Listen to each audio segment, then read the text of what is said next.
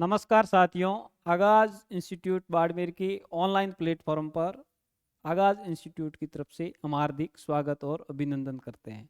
साथियों, आज राजस्थान लोक सेवा आयोग आरपीएससी के द्वारा संस्कृत शिक्षा विभाग की हिंदी विषय की परीक्षा हुई। उस हिंदी विषय की परीक्षा से संबंधित हम प्रामाणिक आंसर की आपके लिए लाए हैं। तो बारी बारी से हम एक एक प्रश्न को देखते जाएंगे और उसको एकदम हर विकल्प को समझते जाएंगे और आपका आंसर देते जाएंगे। नंबर एक प्रश्न है, हुआ बाल रवि उदय किरण नभ किरणें फूटी भरित तिमिर पर परम प्रभा में बनकर टूटी जगत जगमगा उठा विवाह वसुधा में फैली खुली अलौकिक ज्योति पुंज की मंजुल थैली। इस काव्यांश में प्रयुक्त संध है। तो इस काव्यांश में प्रयुक्त संध है वो रोला है। इसके लिए प्रामाणिक पुस्तक के रूप में यदि देखा जाए तो अलंकार पारिजात पुस्तक जो नरोत्तम स्वामी जी की है, इस पुस्तक से सीधा का सीधा उदाहरण है ये उठाया गया है। बिल्कुल इस विकल्प संख्या 2 है वो बिल्कुल सही उत्तर है। अब आगे अपन देखा जाए तो प्रश्न संख्या 2 पर हम आते हैं। प्रश्न संख्या 2 है, निम्नलिखित में से कौन सा विकल्प है वो संगत है। तो एक चीज का आप ध्यान रखना, संगत और असंगत पर आरपीएससी ज्यादा ध्यान रखती है। तो संगत असंगत सत्य और असत्य है या नहीं है, इन विकल्प पर आप प्रश्न में विशेष रूप से आपको ध्यान रखना चाहिए।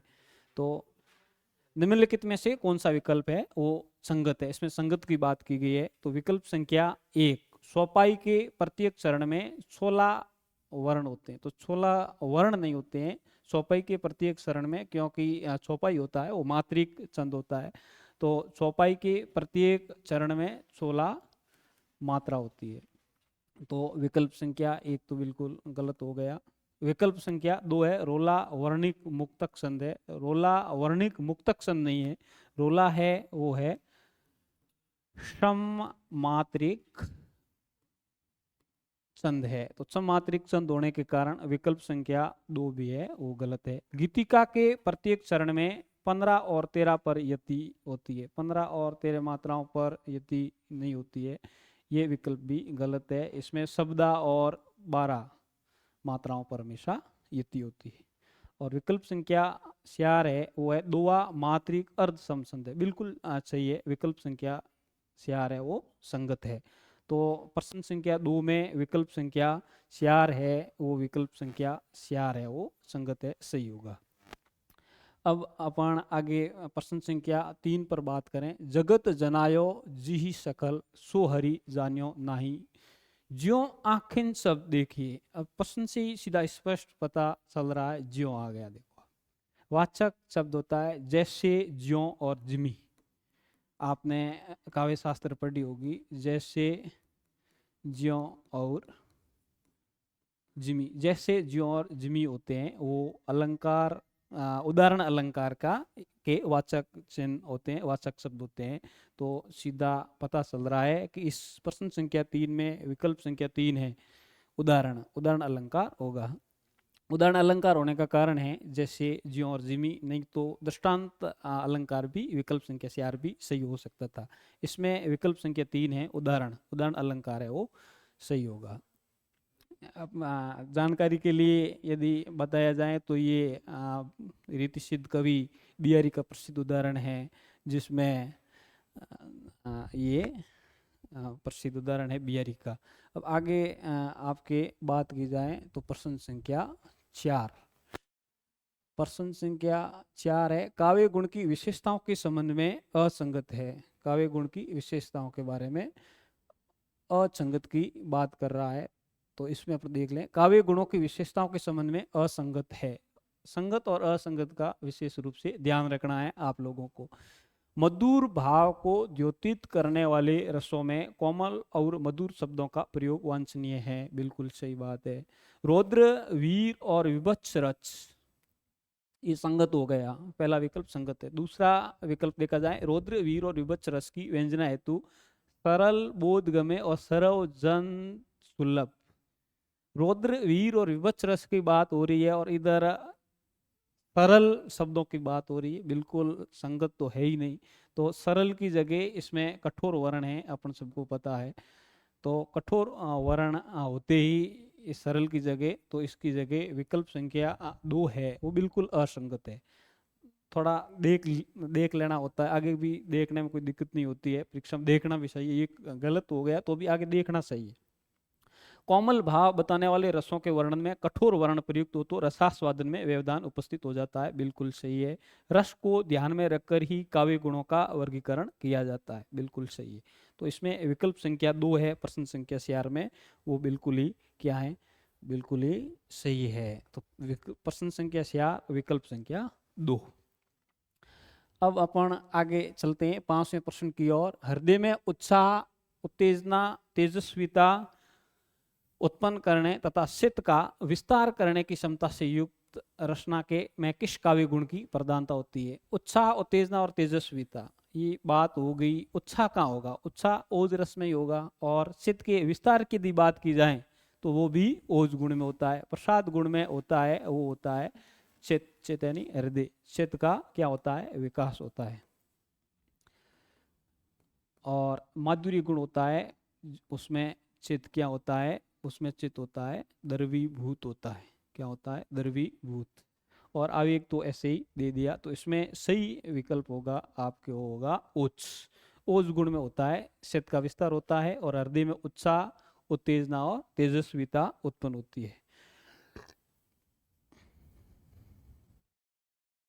अब अपन आगे बढ़ते हैं, प्रश्न संख्या 6 की ओर बढ़ते हैं। रोला छंद की विशेषता है। रोला छंद की विशेषता है, रोला छंद में प्रथम विकल्प दिया है, विषम चरणों में 15 वर्ण होते हैं। तो वर्ण तो 15 नहीं होते हैं, 15 क्या होती है? 15 होती है मात्रा। तो इससे ये क्या है? विशेषता है नहीं। उलाला छंद की पूछा है, विशेषता है तो विशेषता है नहीं, क्योंकि विषम चरण में 15 मात्राएं होती है। सम चरण दोए के विषम चरण के समान होता है, बिल्कुल सही है। उलाला का जो सम चरण होता है, उस सम चरण में कितनी मात्राएं होती है? 13 मात्राएं होती है।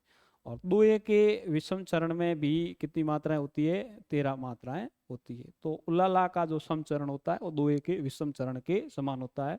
ये विशेषता उलाला छंद की है।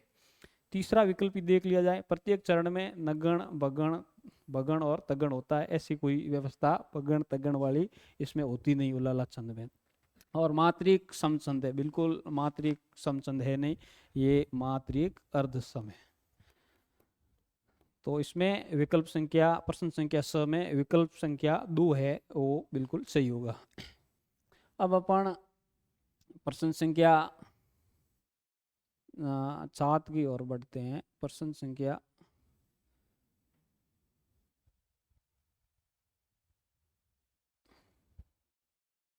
रस को अखंड चिन्ह में छो प्रकाशानंद आनंद स्वरूप वेदांतर स्पर्श शून्य ब्रह्मा स्वाद सहोदर लोकोत्तर चमत्कार प्राण स्वाकारवत अभिन्न और आस्वाद रूप मानने वाले आचार्य हैं।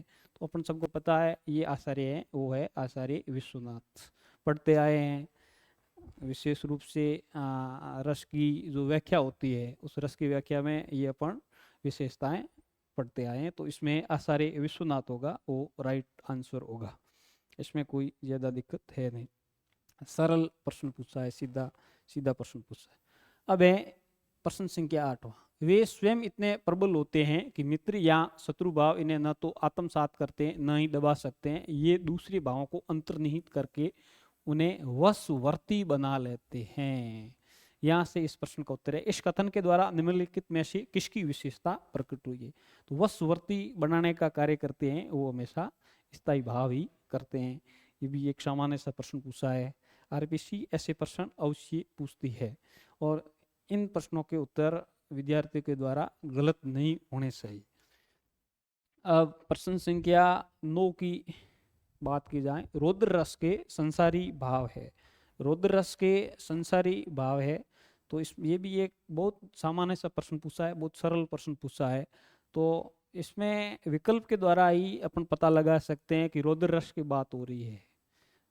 तो रुद्र रस की बात हो रही है, तो इसमें सर्वप्रथम अपन यदि दूसरे विकल्पों की ओर देखा जाए तो हर्ष, हर्ष का कोई रुद्र रस से कोई मतलब ही नहीं होता है। मोह, मोह का भी कोई मतलब नहीं होता है। चिंता और शंका भी रुद्र रस से कोई मेल खाती नहीं है।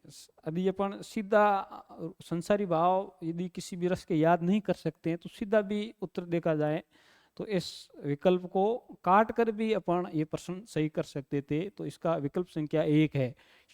चपलता, उग्रता, गौरव और अमर्ष है वो सही विकल्प होगा। तो विकल्प प्रश्न संख्या 9 का विकल्प संख्या 1 है वो बिल्कुल सही आंसर होगा।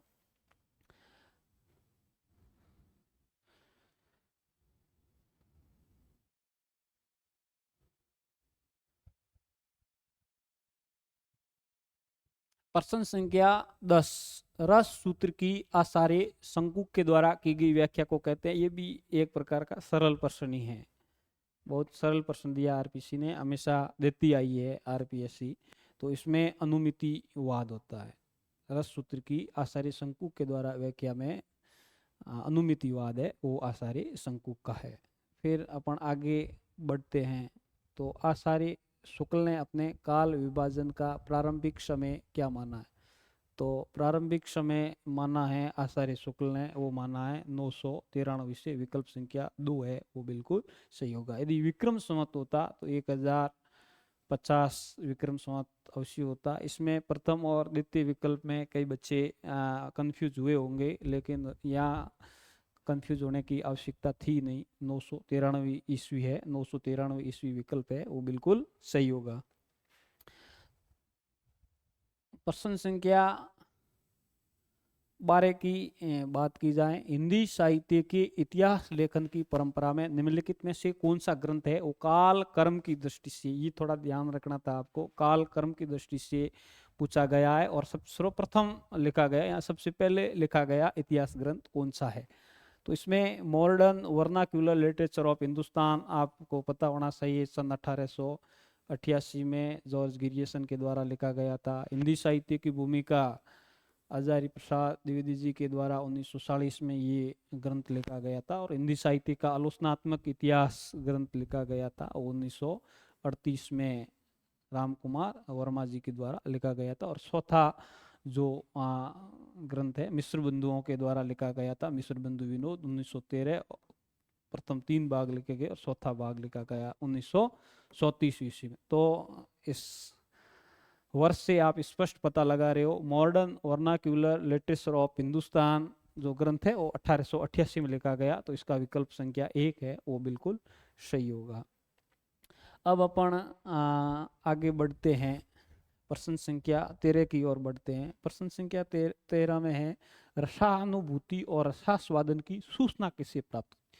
तो सूचना प्राप्त होती है रसानुभूति और रसास्वादन की सूचना प्राप्त होती है वो होती है अनुभव से। तो ये भी एक बहुत साधारण से प्रश्न पूछे, 1-2 प्रश्न शुरुआत के 1-2 प्रश्न ठीक थे, बाकी सामान्य से प्रश्न पूछे हैं। तो संगत और असंगत में आपने भेद कर दिया और आपको पता चल गया, तो इन प्रश्नों में कोई दिक्कत वाली बात थी नहीं। अब अपन बात करते हैं आगे की बात करते हैं। तो प्रश्न संख्या 14 पर आते हैं।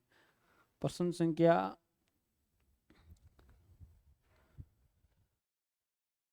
रचना और रचनाकार की दृष्टि से सुमेलित नहीं है। ये भी हिंदी साहित्य के इतिहास ग्रंथों की बात हो रही है। हिंदी साहित्य और संवेदना का विकास, तो हिंदी साहित्य और संवेदना का विकास राम स्वरूप चतुर्वेदी जी के द्वारा लिखा गया है। बहुत साधारण सी बात है, पढ़ते भी हैं अपन।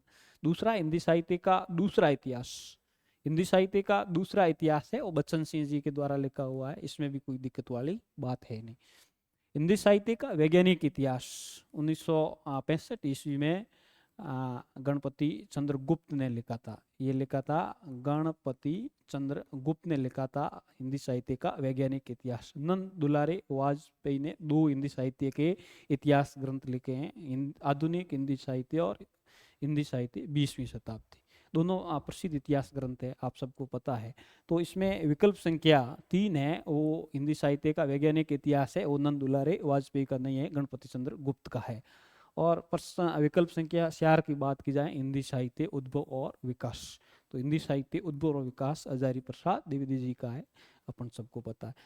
और एक थोड़ा कभी आगे की ओर ध्यान रखा जाए तो हिंदी साहित्य की जगह हिंदी भाषा कई बार आता है, तो हिंदी भाषा उद्भव और विकास है, उदित नारायण तिवारी जी की पुस्तक है, इसका भी आपको साथ साथ में ध्यान रख लेना होगा भविष्य के लिए।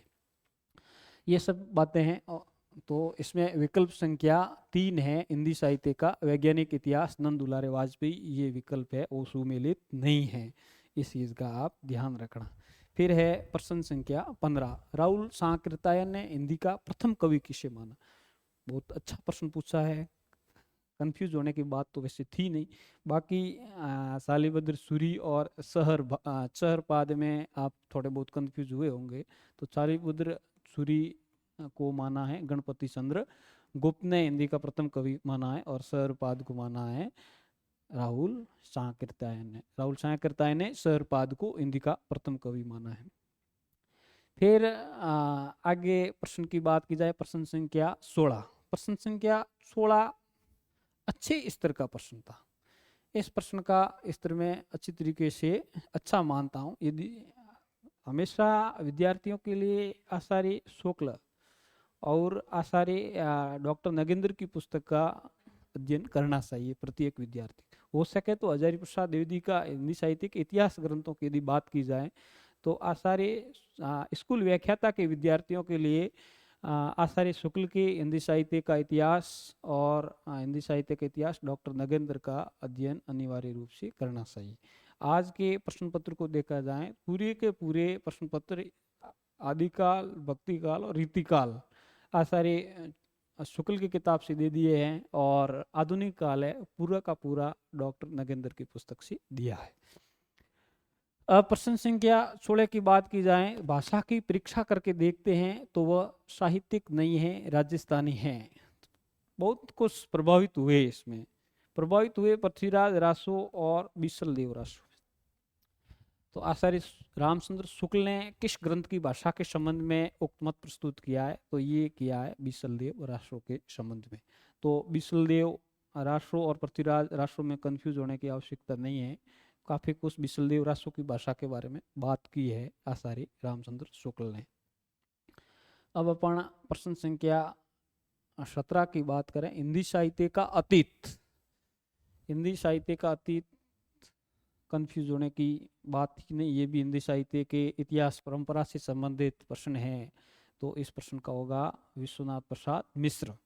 विश्वनाथ त्रिपाठी और विश्वनाथ मिश्र में आप कंफ्यूज हुए होंगे, परंतु यहाँ कंफ्यूज होने की आवश्यकता नहीं है। विश्वनाथ त्रिपाठी का है सरल इतिहास कहो या संक्षिप्त इतिहास कहो, और धीरेन्द्र वर्मा जी का तो हिंदी साहित्य कोश लिखा है, वो 2 भागों में लिखा है, आप सबको पता होना चाहिए, और विजेंद्र चना तक भी है नहीं। तो इसमें विश्वनाथ प्रसाद मिश्र है, वो बिल्कुल राइट आंसर होगा। अब अपन प्रश्न संख्या 18 की बात करते हैं। प्रश्न संख्या 18, पृथ्वीराज रासो को सर्वथा अप्रमाणिक ग्रंथ घोषित करने वाले विद्वान हैं या मानने वाले विद्वान हैं। तो आप सबको पता होगा हजारी प्रसाद द्विवेदी है, वो अर्थ प्रमाणिक है, और सर्वथा सिद्धि बात कर रहा है, सर्वथा अप्रमाणिक जाली ग्रंथ घोषित किया है आचार्य रामचंद्र शुक्ल ने, सीधा सा उत्तर दिया हुआ, तो इसमें कोई दिक्कत थी नहीं। अब प्रश्न संख्या 19 की बात की जाए, मुन्नी जिन विजय ने जैन साहित्य की रास परंपरा पढ़ा होगा आपने, रास परंपरा का प्रथम ग्रंथ माना है, वो माना है भरतेश्वरी बाहुबली रास को। हिंदी साहित्य का मुनि जिन विजय ने जैन साहित्य की रास परंपरा का प्रथम ग्रंथ स्वीकार किया है। तो इसमें भी कोई दिक्कत वाली बात थी नहीं, सरल प्रश्न था, और आपको ऐसे प्रश्न, सरल प्रश्न आपको गलत नहीं होने चाहिए, और ये प्रश्न गलत होने लायक था ही नहीं। अब प्रश्न संख्या 20, फिर से आचार्य शुक्ल जी आगे। आचार्य रामचंद्र शुक्ल ने अपने साहित्य इतिहास में काल विभागों के नामकरण का आधार किसे माना। बहुत अच्छा प्रश्न था, इसमें ज्यादा तो कंफ्यूज होने की बात नहीं है, परंतु काफ़ी बच्चे इसमें विभिन्न ढंग की रचनाओं या विशेष रंग की रचनाओं पर काफ़ी प्रभावित हुए, लेकिन काफ़ी गंभीर रूप से जिस विद्यार्थी ने अध्ययन किया है तो विशेष ढंग की रचनाएं भी ही आता है। तो इसमें विकल्प संख्या 3 है, किसी विशेष ढंग की रचनाओं की प्रचुरता और प्रसिद्धि के आधार पर काल विभागों का नामकरण किया है आचार्य रामचंद्र शुक्ल ने, हम सब पढ़ते आए हैं। अब हम फिर देखते हैं आगे।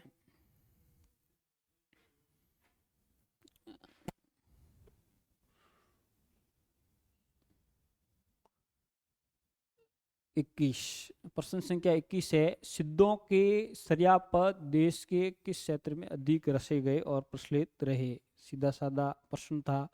तो इसमें सिद्ध थे वो पूर्वी भाग में थे, और जैन थे वो भारत के पश्चिमी भाग में निवास करते थे, और सिद्ध जो निवास करते थे वो देश के पूर्वी भाग में निवास करते थे। ये सबको पता होना चाहिए। तो 21वें का विकल्प संख्या 4 है कि सिद्धों के श्रेयापद है वो किस क्षेत्र में अधिक रचे गए, तो पूर्वी क्षेत्र में अधिक रचे गए। इसमें कोई दिक्कत वाली बात थी नहीं, बहुत सरल प्रश्न था। अब अपन आगे बात करते हैं, आदिकालीन सिद्ध साहित्य की प्रवृत्तियों की दृष्टि से असंगत है। बात संगत और असंगत की फिर आगे, तो संगत और असंगत से संबंधित है। सहज जीवन पर बल, सिद्धों की सबसे बड़ी विशेषता भी थी, वो सहज जीवन पर बल दिया करते थे। सहज भोग मार्ग और महासुख का खंडन, ये तो विशेषता है। सहज भोग मार्ग है वो सिद्धों की विशेषता है, लेकिन महासुख का खंडन सिद्ध साहित्य में नहीं मिलता है। या खंडन और मंडन को पकड़ लिया तो वो उच्च विद्यार्थी के प्रश्न ये गलत नहीं हुआ। तो महासुखवाद तो सिद्ध साहित्य की सबसे बड़ी विशेषता है। तो इसमें होगा आपके महासुख का मंडन किया है न कि खंडन किया है। तो विकल्प संख्या 2 है वो बिल्कुल भी गलत है, असंगत है। रहस्य भावना की प्रधानता, सिद्ध साहित्य में रहस्य भावना की प्रधानता तो मिलती है, पाखंड और आडंबर का विरोध तो सिद्ध साहित्य में मिलता है। तो इसमें विकल्प संख्या 2, प्रश्न संख्या 22 विकल्प संख्या 2 है वो बिल्कुल सही होगा। फिर है प्रश्न संख्या 23, सरल प्रश्न है, पढ़ते आए हैं, शुक्ल और विद्यापति को पढ़ते हैं तो इस कथन को तो अपन अवश्य रूप से पढ़ते ही है। प्रश्न है, आध्यात्मिक रंग के चश्मे आजकल बहुत सस्ते हो गए हैं, उन्हें सड़ाकर जैसे कुछ लोगों ने गीत गोविंद के पदों को आध्यात्मिक संकेत बताया है, वैसे ही विद्यापति के इन पदों को। विद्यापति श्रृंगारी कवि है या भक्त कवि है, उस विवाद को लेकर आचार्य शुक्ल का ये कथन है, अपन पढ़ते आए हैं। तो इसमें सीधा सा उत्तर होगा आचार्य रामचंद्र शुक्ल। तो इसमें विकल्प संख्या 3 आचार्य रामचंद्र शुक्ल है वो बिल्कुल सही आंसर होगा। अब अपन प्रश्न संख्या 24, प्रश्न संख्या 24 है, मंजन कृत मधु मालती के संबंध में असंगत है। बात फिर संगत और असंगत की ये कर रहा है कि मंजन कृत मधु मालती एक सबसे बड़ी विशेषता है। कई विद्यार्थी होते हैं वो पाठ्यक्रम के अनुसार अध्ययन नहीं करते हैं, कुछ विद्यार्थी होते हैं वो पाठ्यक्रम के अनुसार अध्ययन करते हैं। कितना पाठ्यक्रम के अनुसार ये पेपर दिया है। मंजन और जायसी दो ही कवि सूफी साहित्य में थे, और दोनों से संबंधित ये यहाँ प्रश्न सीधे पूछे गए। तो इस पेपर की सबसे बड़ी विशेषता ये रही कि पूर्णतः पाठ्यक्रम के हिसाब से ये प्रश्न पत्र पूछा गया है। पिछली बार स्कूल व्याख्याता भर्ती परीक्षा जो सामान्य विभाग की थी उसमें पाठ्यक्रम को थोड़ा सा दरकिनार कर दिया गया, लेकिन इस बार का प्रश्न पत्र देख के वास्तव में गंभीर रूप से तैयारी करने वाले विद्यार्थी की बातें जरूर खिली है मेरे अनुसार। मंजन कृत मधु मालती के संबंध में असंगत है। ध्यान फिर संगत और असंगत पर बात आती है। तो इसमें नायक और नायिका है मनोहर और मधुमालती, बिल्कुल सही बात है, मनोहर और मधुमालती इसमें नायक नायिका है, बिल्कुल संगत है। इसमें उपनायक और उपनायिका की भी योजना है, बिल्कुल योजना है। एक नायक है इसमें मनोहर और मधुमालती नायक है, जबकि उपनायक और उपनायिका अपन सबको पता है ताराचंद और प्रेमा है। तो ताराचंद और प्रेमा है, और नायक और नायिका है मनोहर और मधुमालती। तो बिल्कुल नायक और उपनायक की इसमें योजना की गई है। ताराचंद मधुमालती से विवाह करना चाहता, विवाह नहीं करना चाहता है। ताराचंद है मधुमालती को से किसका रिश्ता निभाता है, बहन का रिश्ता निभाता है, ये थोड़ा ध्यान रखना। और इसमें विवाह वो करना चाहता है, विवाह करना चाहता है वो प्रेमाशी करना चाहता है। तो इस कारण ये विकल्प संख्या 3 है, बिल्कुल असंगत विकल्प है। फिर विकल्प संख्या 4 को भी देख लिया जाए। इसमें 5 अर्धालियों या सोपाइयों के उपरांत एक दुए का क्रम रखा गया, बिल्कुल सही बात है। आचार्य शुक्ल के हिंदी साहित्य के इतिहास को हम जब पढ़ते हैं तो इस बात का आचार्य रामचंद्र शुक्ल बिल्कुल स्पष्ट रूप से उल्लेख करते हैं। अब फिर अपन आगे बढ़ते हैं तो प्रश्न संख्या 25। प्रश्न संख्या 25 विश्वदेव रासों के संबंध में एक और प्रश्न आ गया। आदिकाल से संबंधित बहुत कुछ प्रश्न पूछे गए इस बार हिंदी साहित्य का आदिकाल पर विशेष ध्यान रखा गया है। कई बार क्या होता है, भक्ति काल पर विशेष रूप से वो पेपर सेटर होता है और रुचि पर उनका काल होता है, इस कारण भक्ति काल से संबंधित ज्यादा पूछते हैं। लेकिन इस बार हिंदी साहित्य के आदिकाल से प्रश्न ज्यादा पूछे, ये बड़ी आश्चर्यचकित करने वाली बात है। तो क्या है, विश्वदेव रासों के संबंध में असंगत है। बात संगत और असंगत पर ही आ गई है पूरी की पूरी, संगत असंगत। मेघदूत और संदेश राशक की संदेश परंपरा भी इसमें मिलती है, बिल्कुल सही बात है। मेघदूत और संदेश राशक की संदेश परंपरा बिल्कुल इसमें मिलती है। इसमें सामंती जीवन के प्रति गहरी अरुचि का चित्रण हुआ है, बिल्कुल सही बात है। इसमें वीर विभत्स और करुण रस का पूर्ण परिपाक हुआ है। वीर विभत्स और करुण रस, यहाँ गड़बड़ है, वीर नहीं है इसमें। क्या है, इसमें श्रृंगार रस से संबंधित ये रचना है, इस कारण वीर विभत्स और करुण रस का, तो करुण रस तो काफी कुछ मिलता है, लेकिन वीर और विभत्स रस से इसका कोई मतलब ही नहीं है। और विकल्प संख्या 4 है, विश्वदेव रासों की भाव भूमि प्रेम की निश्चल अभिव्यक्ति सरस है, बिल्कुल सही बात है। इसमें 25वें का असंगत कथन है, वो है विकल्प संख्या 3। विकल्प संख्या 3 है, बिल्कुल असंगत है। अब अपन आगे बढ़ते हैं प्रश्न संख्या 26 की ओर।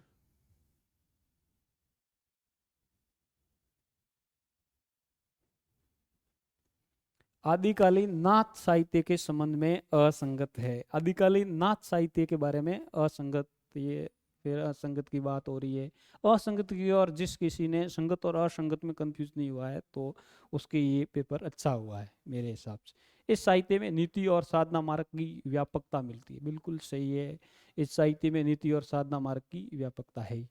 इसमें जीवन की अनुभूतियों का सघन चित्रण हुआ है, बिल्कुल जीवन की अनुभूतियों का सघन चित्रण इसमें मिलता है। गोरखनाथ के साहित्य में जब अपन अध्ययन करते हैं तो बिल्कुल चित्रण मिलता है। 3 नंबर विकल्प है, राहुल सांकृत्यायन ने नाथ पंथ को सिद्धों की परंपरा से सर्वथा भिन्न माना। राहुल सांकृत्यायन ने जो नाथ पंथ को है वो सिद्धों की परंपरा का एक रूप माना है, आगे का भाग माना है, इस कारण सर्वथा भिन्न बिल्कुल नहीं माना। ये विकल्प संख्या 3 है, वो बिल्कुल गलत है।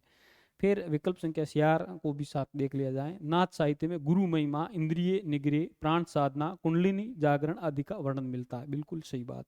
गोरखनाथ के साहित्य में बिल्कुल ये सब बातें मिलती है।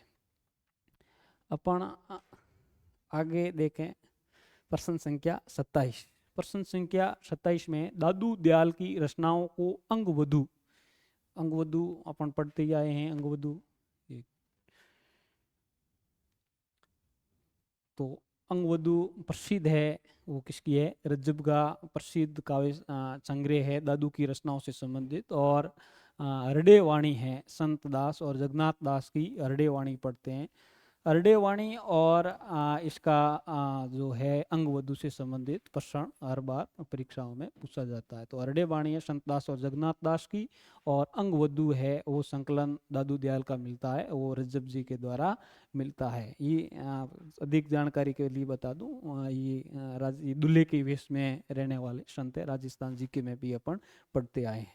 अब अपन प्रश्न संख्या 28 पर आए। तो प्रश्न संख्या 28 में निम्नलिखित में से सुमेलित नहीं है। सुमेलित कौन सा नहीं है, तो इस पर आपको गोला निकाल लेना चाहिए। सुमेलित है, सुमेलित नहीं है, इस बातों पर थोड़ा विशेष रूप से ध्यान रखना होता है। निबारका सारे सनकादि संप्रदाय, बिल्कुल सही बात है। स्वामी हरिदास सखी संप्रदाय, बिल्कुल सही है। गोसाई हित हरिवंश, गोसाई हित हरिवंश वल्लभ संप्रदाय से तो कोई इनका मतलब था ही नहीं। इनका मतलब था राधा वल्लभ संप्रदाय। वल्लभ और राधा का ही कंफ्यूज वाली बात थी, और जो ये समझ गया उसने ये उत्तर सही कर दिया। मध्वाचार्य ब्रह्म संप्रदाय से संबंधित थे, बिल्कुल ये सही है। तो फिर इसका विकल्प संख्या 3 है 28वें का, वो बिल्कुल राइट आंसर है। जिस किसी ने किया है उसका सही है। फिर दादू पंत से संबंधित सवाल पूछा है, अच्छा सवाल है। दादू पंत राजस्थान के संत साहित्य के बारे में आते हैं, और प्रश्न राजस्थान से संत साहित्य के राजस्थान के विद्यार्थियों को फायदा करने के लिए ऐसे सवाल या प्रश्न पूछे जाने भी चाहिए। दादू पंत के अंतर्गत मुख्य साधकों में नहीं है, तो दादू पंत के अंतर्गत मुख्य साधकों में कौन नहीं है? सुंदरदास ने दादू पंत के अंतर्गत नागा संप्रदाय की स्थापना भी की थी। जगजीवन दास भी प्रसिद्ध थे। संत रज्जब का उल्लेख तो ऊपर हुआ ही है, जगजीवन दास का भी उल्लेख हुआ। पिछले प्रश्न को देख लेते तो ये सीधा आंसर ये दो तो थे। फिर सुंदर दास और मलुक दास है, तो इसमें नागा साधुओं की यहाँ संप्रदाय की स्थापना की थी दादू पंत के अंतर्गत। ये भी आपको राजस्थान जीके के अंतर्गत पड़ती, तो सीधा सा उत्तर निकल रहा था मलुक दास। तो इसका 29वें का विकल्प संख्या 4 है, मलुक दास है, बिल्कुल राइट आंसर होगा। अब अपन प्रश्न संख्या 30, फिर आचार्य रामचंद्र शुक्ल। इसने यदि हिंदी साहित्य का कोई भी पेपर बना रहा है, आदिकाल, भक्ति काल और रीति काल में आचार्य शुक्ल से संबंधित वो प्रश्न नहीं देता है, तो प्रश्न पत्र अधूरा माना जाता है। चाहे वरिष्ठ अध्यापक की भर्ती हो, चाहे स्कूल व्याख्याता की भर्ती हो, या चाहे आपके सहायक आचार्य की भर्ती हो, आचार्य शुक्ल का उल्लेख तो अवश्य ही होगा। जब तक हिंदी साहित्य भर्ती परीक्षा में चलेगा या हिंदी साहित्य से संबंधित भर्ती परीक्षाएं होगी, तब जब तक आचार्य शुक्ल का उल्लेख तो अवश्य रूप में होगा। तो इस रूप में इस कहानी का पूर्वाध तो बिल्कुल कल्पित है और उत्तरार्ध ऐतिहासिक आधार है। पद्मावत के संबंध में उक्त कथन किसका है? तो पद्मावत के संबंध में उक्त कथन है आचार्य रामचंद्र शुक्ल। दूसरा कोई कथन दिया ही नहीं। यदि विद्यार्थी को कुछ भी पता नहीं था और आचार्य रामचंद्र शुक्ल ये प्रत्येक विकल्प में करके आ गया, तो भी वो विद्यार्थी कम से कम 10-15 प्रश्नों के उत्तर ऐसे ही लेकर चला गया। तो आचार्य रामचंद्र शुक्ल है 30वें का, वो बिल्कुल सही है। अब अपन आगे बात करें प्रश्न संख्या 31, मीरा के संबंध में असंगत है। बहुत ही अच्छा प्रश्न पूछा है आरपीएससी का, मैं ये सबसे अच्छा प्रश्न मानता हूँ। तो इसमें इस पर योगियों, संतों और वैष्णव भक्तों का सम्मिलित प्रभाव है, बिल्कुल सही है, बिल्कुल ये सही है। इनके आराध्य केवल सगुण साकार गोपी वल्लभ श्री कृष्ण हैं, या मामला गड़बड़ है।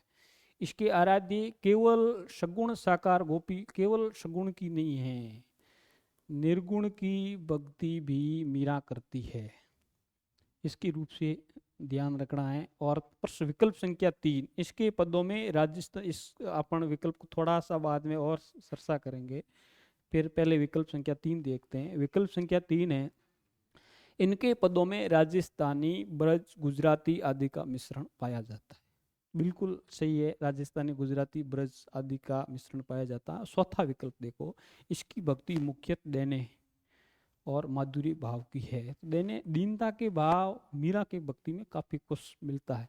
मैं तो दासी, दासी दासी शब्द का बार बार उल्लेख मिलता है मीरा के काव्य में, अपन पढ़ते आए हैं। और माधुर्य भाव तो मीरा का प्रसिद्ध भाव था। मीरा की भक्ति तो माधुर्य भाव की थी, और देने भाव की भी मीरा की भक्ति मिलती है।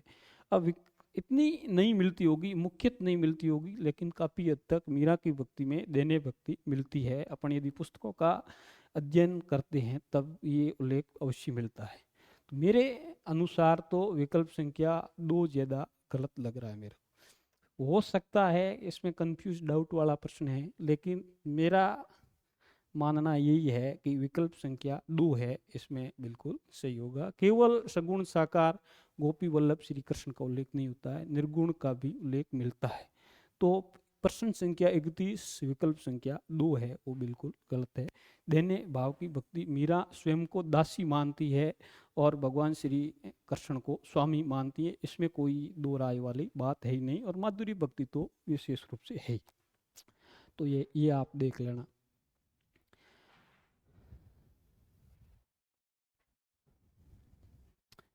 अब अपन बढ़ते हैं प्रश्न संख्या 32। फिर आचार्य रामचंद्र शुक्ल की बात हो रही है। आचार्य रामचंद्र शुक्ल के मतानुसार सूर सागर का सबसे मर्म स्पर्शी और वाग वैदग्ध्यपूर्ण अंश है। तो सीधा सादा प्रश्न है, आचार्य शुक्ल की लाइन उठाई है, तो इसमें होगा भ्रमर गीत विकल्प संख्या 2। फिर अपन आगे बढ़ते हैं प्रश्न संख्या 33। प्रश्न संख्या 33 है, नंददास की रस मंजरी इसमें से किससे प्रभावित है। नंददास भी पाठ्यक्रम में 3 कवि कृष्ण भक्ति काव्य धारा के आपके पाठ्यक्रम में दिए हुए हैं, सूरदास, नंददास और मीरा। तो तीनों से संबंधित प्रश्न एक एक प्रश्न पूछा है। ये बड़ी, मैं कह रहा हूँ इस बार पेपर सेटर है, पूरा का पूरा आपके पाठ्यक्रम के अनुसार सलाह है, तो इसमें कोई दो राय नहीं। नंददास की रस मंजरी इसमें से किससे प्रभावित है। नंददास की रस मंजरी है वो है भानुदत्त की रस मंजरी से प्रभावित। अपन आचार्य शुक्ल की पुस्तक को पढ़ते हैं तो सीधा सा उत्तर दिया हुआ है, इसमें कोई दो राय वाली बात है नहीं। अब अपन बढ़ते हैं आगे प्रश्न संख्या 34 की ओर। प्रश्न संख्या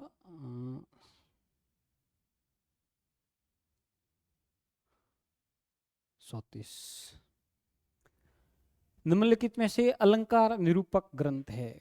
तो नाम से ही पता चल रहा है, सुधा निधि, संदोर्णव, पिंगल, पिंगल संध निरूपक है, संध निरूपक है। तो ललित ललाम है, मतीराम जी का है, वो विश्व प्रसिद्ध है और वो किसका है, अलंकार निरूपक है। कैसा निरूपक है, अलंकार। सुधा निधि है रस निरूपक है, और ये दोनों हैं वो संध निरूपक है, और ललित ललाम है वो अलंकार निरूपक ग्रंथ है। तो इसका विकल्प संख्या 3 है, ललित रस राज और ललित ललाम होता है। ललित ललाम उसमें से वो अलंकार निरूपक ग्रंथ है। अब अपन प्रश्न संख्या 35 पर बढ़ते हैं। प्रश्न संख्या 35 है, इसका एक एक दुआ हिंदी साहित्य में एक एक रत्न माना जाता है। आचार्य रामचंद्र शुक्ल। आचार्य रामचंद्र शुक्ल की फिर से बात हो रही, पूरी की पूरी शुक्ल को इस प्रश्न पत्र में उतार दिया गया है, आदिकाल, भक्तिकाल और रीतिकाल। इसका एक एक दुआ हिंदी साहित्य में एक एक रत्न माना जाता है। आचार्य रामचंद्र शुक्ल का ये कथन किस रचना के संबंध में है। तो ये होता है बिहारी सच्चाई के संबंध में। और आचार्य शुक्ल और भी कहते हैं इस पुस्तक के जैसा और कोई पुस्तक हिंदी साहित्य में कोई आई नहीं है, इसका भी उल्लेख आचार्य शुक्ल कहते हैं। वो प्रश्न भी कई बार परीक्षा में पूछा जाता, तो इसका सही आंसर होगा वो होगा बिहारी सच्चाई। अब अपन आगे बढ़ते हैं आचार्य केशवदास।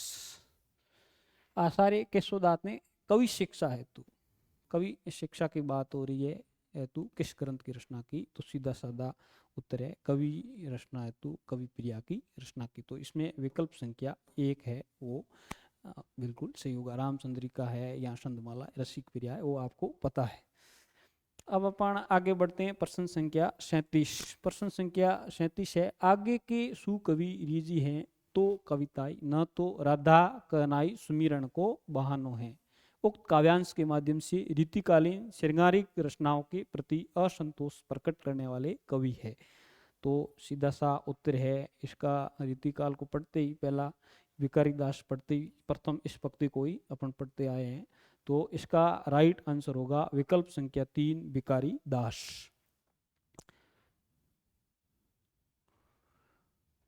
प्रश्न संख्या 38 की ओर अपन बढ़ते हैं। प्रश्न संख्या 38 है, गोस्वामी विठलनाथ ने शोकार्त होकर किसके संबंध में कहा, पुष्टि मार्ग को जाहत जात है, जाको कचू लेना ओचो ले। मतलब पुष्टि मार्ग का जात जा रहा है, कहाँ जा रहा है, स्वर्ग की ओर जा रहा है। सूरदास जी के निधन पर उन्होंने कहा था।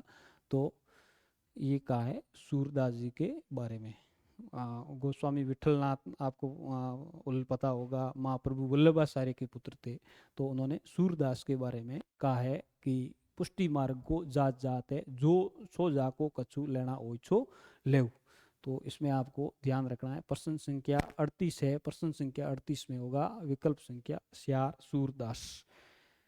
फिर अपन बढ़ते हैं प्रश्न संख्या 39। प्रश्न संख्या 39 में तुलसीदास को बुद्ध के बाद भारत का सबसे बड़ा लोक नायक किसने बताया? तो सबसे बड़ा लोक नायक बताने वाले थे जॉर्ज इब्राहिम ग्रियर्सन। विकल्पों से भी ये पता चल रहा था। ये तो हिंदी साहित्य के इतिहास में, हाँ, जेम्स टॉड का उल्लेख आदिकाल में अवश्य मिल जाता है, परंतु भक्ति काल में कर्नल जेम्स टॉड का उल्लेख नहीं मिलता है। ये तो सामान्य सा पढ़ने वाला बच्चा भी इस प्रश्न का उत्तर कर सकता था, कोई दिक्कत वाली बात थी नहीं। अब अपन प्रश्न संख्या 40 पर बढ़ते हैं। प्रश्न संख्या 40 सरल प्रश्न पूछा है, एक साधारण सा सवाल पूछा है। हिंदी रीति काव्य में प्रयुक्त रीति शब्द का अर्थ है। प्रश्न तो कठिन था, लेकिन विकल्प सरल होने के कारण ये प्रश्न बिल्कुल आसान सा सवाल आ गया। आसान से विकल्प दे दिए। नैतिक उपदेशात्मक प्रधान रचना पद्धति, कोई मतलब था नहीं उसका, पहला तो सीधा एक कट हो रहा है। काव्य शास्त्रीय नियम आधारित विशिष्ट रचना पद्धति, बिल्कुल काव्य शास्त्रीय नियमों पर आधारित एक विशिष्ट रचना पद्धति को ही रीति कहते हैं। तो ये प्रश्न बिल्कुल सही था। विकल्प इसमें 40वें का विकल्प संख्या 2 है, वो बिल्कुल राइट आंसर होगा। विकल्प संख्या 3 है साहित्य शास्त्रीय परंपराओं के प्रति उदासीन रचना पद्धति। उदासीन को तो कोई मतलब ही नहीं है। फिर है नंबर 4 विकल्प है सामाजिक विधि विधान आधारित रचना पद्धति। सामाजिक विधि विधान से कोई इसका मतलब है नहीं। तो विकल्प संख्या 40वें का विकल्प संख्या 2 है, वो बिल्कुल राइट आंसर होगा। अब अपन बढ़ते हैं प्रश्न संख्या 41 की ओर। राम भक्ति शाखा के कवियों में शामिल नहीं है। राम भक्ति शाखा के कवियों में रामानंद की भी सगुण भक्ति मिलती है। ईश्वरदास का तो भरत मिलाप और अंगद बेज प्रसिद्ध है ही। अग्रदास भी पढ़ते हैं अपन राम भक्ति शाखा में। जब रसिक संप्रदाय से संबंधित उल्लेख मिलता है तो स्वामी अग्रदास जी का उल्लेख मिलता है। तो इसमें 41वें का होगा स्वामी हरिदास। स्वामी हरिदास का उल्लेख राम भक्ति शाखा के कवियों में हम उल्लेख नहीं करते हैं। तो इसमें 41वें का विकल्प संख्या 3 है, वो बिल्कुल राइट आंसर होगा। अब अपन आगे बढ़ते हैं प्रश्न संख्या 42। अभिदा उत्तम काव्य हैं, मध्यम लक्षणाहीन, अधम व्यंजना रस विरस, उल्टी कहत नवीन। शब्द शक्ति के विषय में उपयुक्त पंक्तियां किस कवि के द्वारा रचित है? सीधा साधा प्रश्न है, पूछते हैं हर बार और हर बार इसका उत्तर अपना है, वो है कवि देव। ये सामान्य सा प्रश्न पूछा है। और अब अपन प्रश्न संख्या 43 पर यदि आते हैं तो प्रश्न संख्या 43 है रीति मुक्त काव्य की विशेषता नहीं है। ये थोड़ा ध्यान रखना है और नहीं है वाला सवाल पूछा था। वक्रता गणानंद के काव्य में बिल्कुल मिलती है। निर्व्यक्तिकता नहीं मिलती है। इसमें क्या मिलती है? व्यक्तिकता मिलती है। ये आपको पता होना सही था। रेश्यात्मकता तो आचार्य शुक्ल ने इनके काव्य में बताई है। भावात्मकता तो थी। तो इसका राइट आंसर होगा विकल्प संख्या 2 निर्व्यक्तिकता। अब अपन आगे बढ़ते हैं भूषण। फिर आचार्य रामचंद्र शुक्ल। भूषण की कविता कवि कीर्ति संबंधी एक अविचल सत्य का दृष्टांत है, जिसकी रचना को जनता का हृदय स्वीकार करेगा। उस कवि की कीर्ति तब तक बराबर बनी रहेगी जब तक स्वीकृति बनी रहेगी। कवि भूषण की कविता के संबंध में ये कथन किसका है? तो ये कथन है आचार्य रामचंद्र शुक्ल का। पूरा का पूरा ये प्रश्न पत्र है वो आचार्य शुक्ल के इतिहास से दिया है। इसमें कोई दो राय वाली बात है नहीं। तो 44वें का होगा विकल्प संख्या 4 आचार्य रामचंद्र शुक्ल। अब अपन आगे बढ़ते हैं प्रश्न संख्या 45। प्रश्न संख्या 45 है रीति काल में नायक नायिका भेद के ग्रंथ लिखने वाले रीति ग्रंथकार कवियों ने प्रधानतः किस ग्रंथ से प्रेरणा ली है? तो अपन सर्वप्रथम अपन को देखना है नायक नायिका भेद। तो अपे दीक्षित द्वारा कृत कुल्यानंद अलंकार से संबंधित है। मम्मट कृत काव्य प्रकाश ये भी अलंकार से संबंधित है। और जय देव का चंद्रावलोक भी ये भी अलंकार से संबंधित ग्रंथ है। तो अपन के पीछे विकल्प बचता है भानुदत्त की रस मंजरी। पीछे नायक नायिका भेद से संबंधित नंददास की रस मंजरी है, वो भी इस पर ही आधारित है, ये अपन ने पढ़ा था। तो प्रश्न संख्या 45 में विकल्प संख्या 3 है, भानुदत्त की रस मंजरी है, वो बिल्कुल सही आंसर होगा, सही विकल्प होगा। अब अपन बढ़ते हैं आगे प्रश्न संख्या 46। प्रश्न संख्या 46 है, हिंदी साहित्य के आधुनिक काल की पृष्ठभूमि और परिस्थितियों के संबंध में असंगत कथन है। तो असंगत कथन थोड़ा सा हिंदी साहित्य के विद्यार्थी के लिए थोड़ा सा स्पेशल प्रश्न हो गया होगा। तो विकल्प संख्या 1 है, उच्च वर्ग और श्रमिक वर्ग के अतिरिक्त एक नए मध्यम वर्ग का उदय हुआ। बिल्कुल सही बात है, एक नए मध्यम वर्ग का उदय उसमें हो गया था।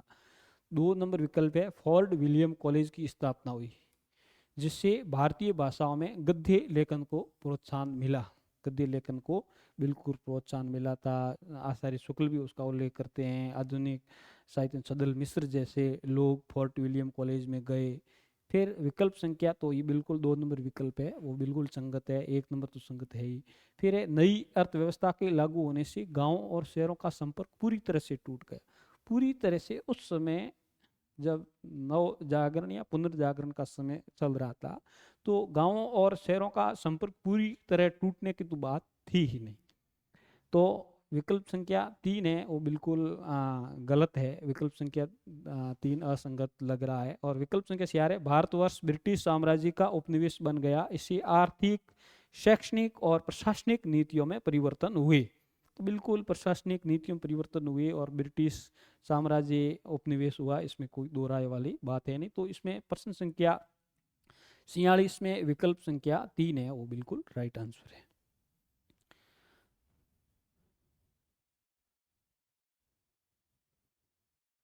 प्रश्न संख्या 47। प्रश्न संख्या 47 है, आचार्य रामचंद्र शुक्ल ने किसकी भाषा को सबसे चटकीली, मटकीली, मुहावरेदार और चलती भाषा का सरल प्रश्न पूछा है, जो सामान्य अध्ययन करने वाले विद्यार्थी के लिए ये कोई कठिन प्रश्न था नहीं। तो आचार्य रामचंद्र शुक्ल ने ईशा अल्लाह खां की भाषा को, ईशा अल्लाह खां की भाषा को चटकीली, मटकीली, मुहावरेदार बताया है। तो ये 4 गद्य सतुष्टय की बात हो रही है, और गद्य सतुष्टय में ये प्रथम विकल्प है, बिल्कुल सही है। तो इसमें कोई बड़ी बात थी नहीं। अब अपन प्रश्न संख्या 48 की ओर बढ़ते हैं। घनानंद के काव्य की विशेषता नहीं है, तो विशेषता नहीं पूछी है। गणानंद जी का सवाल है। विकल्प संख्या 1 है, इनके काव्य में प्रेम की विषादमयी अनुभूति फारसी काव्य परंपरा के अनुकूल है। बिल्कुल प्रेम की विषादमयी अनुभूति है, वो फारसी काव्य परंपरा के अनुकूल है। इसके हकीकी से इसके मजाजी तक का जो पूरा का पूरा काव्य अपन पढ़ते हैं, वो फारसी भाषा काव्य के मसनवी शैली है।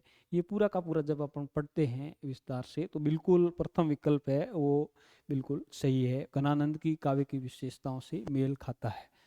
दूसरा है, उसकी शैली का सर्वाधिक उल्लेखनीय गुण है भाषा का लाक्षणिक प्रयोग है। आचार्य शुक्ल यही तो बात करते हैं कि भाषा की लाक्षणिकता की, उनकी भाषा की लाक्षणिकता इनकी बहुत अच्छी विशेषता है, बहुत बड़ी विशेषता है। इसकी बात भी आचार्य शुक्ल अपने हिंदी साहित्य के इतिहास में करते रहे हैं। उनकी काव्य भाषा में मुहावरों का भी प्रचुर प्रयोग मिलता है। उसकी काव्य भाषा में जब घनानंद कवित का अपन अध्ययन करते हैं, तो 2-3 कवित या छवैयों के अंदर, हर 2-3 छवैयों के अंदर मुहावरों का प्रयोग अपन को मिल ही जाता है। तो बिल्कुल मुहावरों का प्रयोग प्रचुर मात्रा में मिलता है।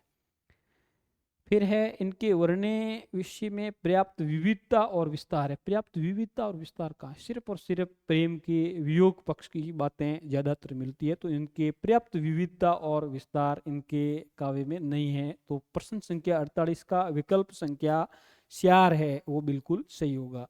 तो 48, प्रश्न संख्या 48 घनानंद के काव्य की विशेषता नहीं है, विकल्प संख्या 4 है, इनके वर्णने विषय में पर्याप्त विविधता और विस्तार है। प्रश्न संख्या विकल्प संख्या 4 है, वो सही होगा। अब अपन बात करते हैं प्रसाद जी के नाटकों की विशेषता नहीं है। प्रसाद जी के नाटकों की विशेषता नहीं है, इस पर थोड़ा ध्यान रखना था। इसमें विकल्प संख्या 1 है, इनमें राष्ट्रीय चेतना सर्वत्र दिखाई देती है। राष्ट्रीय चेतना प्रसाद जी की काव्य में तो राष्ट्रीय चेतना विशेष जाए, चाहे चंद्रगुप्त हो, चाहे समुद्रगुप्त नाटक हो, चाहे जन्मे जी का नाग यज्ञ हो, इतिहास को पुनर्व्याख्यायित करने का कार्य किया है प्रसाद जी ने, तो इसमें राष्ट्रीय चेतना बिल्कुल दिखाई देती है। इनमें काव्यत्व की प्रवृत्ति भी व्याप्त है, बिल्कुल काव्यत्व की प्रवृत्ति है, जैसे चंद्रगुप्त नाटक है, कॉर्नेलिया का गीत है, या देवसेना का गीत है, समुद्रगुप्त नाटक है, या प्रत्येक नाटक है इसमें काव्यत्व इनके बिल्कुल प्रत्येक नाटक में देखने को मिल जाएगा। अभिनय की दृष्टि से ये पूर्णतः सफल है, अभिनय की दृष्टि से बिल्कुल सफल नहीं है, बिल्कुल सफल नहीं है। विकल्प संख्या 3 है, वो बिल्कुल विशेषता प्रसाद जी के नाटकों की नहीं है, सही विकल्प होगा। अभिनय की दृष्टि से असफल नाटक माने जाते हैं प्रसाद जी के नाटक।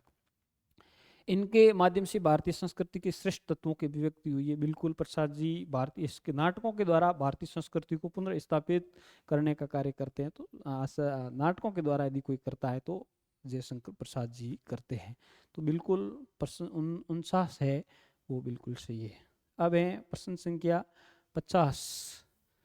प्रश्न संख्या 50 है, नाटक और नाटककार युग्म असुमेलित है।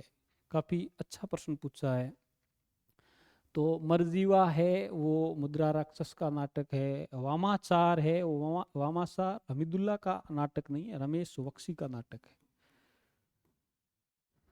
रमेश बख्शी का नाटक है वामाचार। रात रानी है वो लक्ष्मी नारायण लाल का नाटक, बिल्कुल सही है। बकरी है वो सर्वेश्वर दयाल सक्सेना का नाटक है। तो इसमें विकल्प संख्या 2 है वो गलत होगा। 50वें का विकल्प संख्या 2 है, वामाचार है वो हमीदुल्ला का नाटक नहीं है। अब अपन प्रश्न संख्या 51 की बात करते हैं। हिंदी नव जागरण के भारतेंदु युगीन साहित्यिक परिवेश पर पड़े प्रभावों की दृष्टि से असंगत कथन है। ये अच्छा प्रश्न है, ये काफी अच्छा प्रश्न है, गलत करने योग्य प्रश्न था। विद्यार्थियों के द्वारा ये प्रश्न काफी विद्यार्थियों को गलत हुआ होगा, क्योंकि काफी गहराई का प्रश्न पूछा है। तो अपन देख लेते हैं किस प्रकार है। हिंदी नव जागरण के भारतेंदु युगीन साहित्यिक परिवेश पर पड़े प्रभाव की दृष्टि से असंगत कथन है। प्रकृति का उद्दीपनात्मक चित्रण भक्ति और नीति को प्रमुख वर्णीय विषयों के रूप में ग्रहण किया गया। बिल्कुल प्रथम विकल्प ही ये गलत बता रहा है। प्रकृति की उद्दीपनात्मक चित्रण धीरे धीरे भारतेंदुकालीन साहित्य में कम होने लगा और भक्ति और नीति प्रमुख वर्णीय विषयों में न आकर एक बहुत ही कम स्तर के रूप में या निम्न वर्णीय स्तर प्रमुख रूप से इनका महत्व था नहीं। तो प्रथम विकल्प संख्या 1 है वही गलत हो रहा है। विकल्प संख्या 2 देखा जाए तो भारतेंदु ने जातीय संगीत अर्थात लोकगीत की शैली पर, सामाजिक कविताओं की रचना पर बल दिया, बिल्कुल सही है। अंग्रेजी साहित्य के अध्ययन से राष्ट्रीय भावना के विकास के लिए उचित वातावरण भी बना। और विकल्प संख्या 4 है, विषय चयन में व्यापकता और विविधता का प्रश्न हुआ, विकल्प संख्या 4 भी चाहिए। तो विकल्प संख्या 1 है वो बिल्कुल गलत है। प्रकृति का उद्दीपनात्मक चित्रण भक्ति और नीति को प्रमुख वर्णीय विषय के रूप में ग्रहण किया गया। ये प्रश्न यदि जानकारी के लिए बता दूं तो डॉक्टर नगेंद्र से ये प्रश्न दिया है इन्होंने। डॉक्टर नगेंद्र की सीधी 4 लाइनें उतार दी और इस लाइन को गलत कर दिया। ये प्रश्न भी अच्छा प्रश्न पूछा है। कहने का मतलब काव्य विशेषताओं या काव्य प्रवृत्तियों से संबंधित डॉक्टर नगेंद्र को थोड़ा बहुत आपको पढ़ लेना चाहिए। डॉक्टर नगेंद्र से ये सवाल सीधा पूछा, कठिन प्रश्न है। ऐसे कठिन प्रश्न आपके यदि गलत हो जाते हैं तो आप अपने आप मेरिट से बाहर हो जाओगे। प्रश्न संख्या 52। फिर आचार्य रामचंद्र शुक्ल की बात की। आचार्य रामचंद्र शुक्ल ने हिंदी गद्य को एक साथ आगे बढ़ाने वाले विद्वानों में इनमें से किसी स्थान नहीं दिया है। तो इसमें सीधा साधा प्रश्न था, तो इसमें स्थान नहीं दिया है सरदाराम फिलोरी को। सरदाराम फिलोरी को स्थान नहीं दिया गया। बाकी ईसा अल्लाह खां गद्य सतुष्टय में इसको सरदाराम फिलोरी को शामिल नहीं किया गया। ये थोड़ा ध्यान रखना, गद्य सतुष्टय है या राजा द्वे हैं, तो इन सब चीज़ों का ध्यान रखना है। इसमें राइट विकल्प होगा, सही विकल्प होगा, वो होगा सरदाराम फिलोरी। अब अपन आगे बढ़ते हैं, प्रश्न संख्या 53 की ओर बढ़ते हैं। प्रश्न संख्या 53 में है निम्नलिखित कृतियों में से जगदीश चंद्र माथुर की नाट्य कृति है।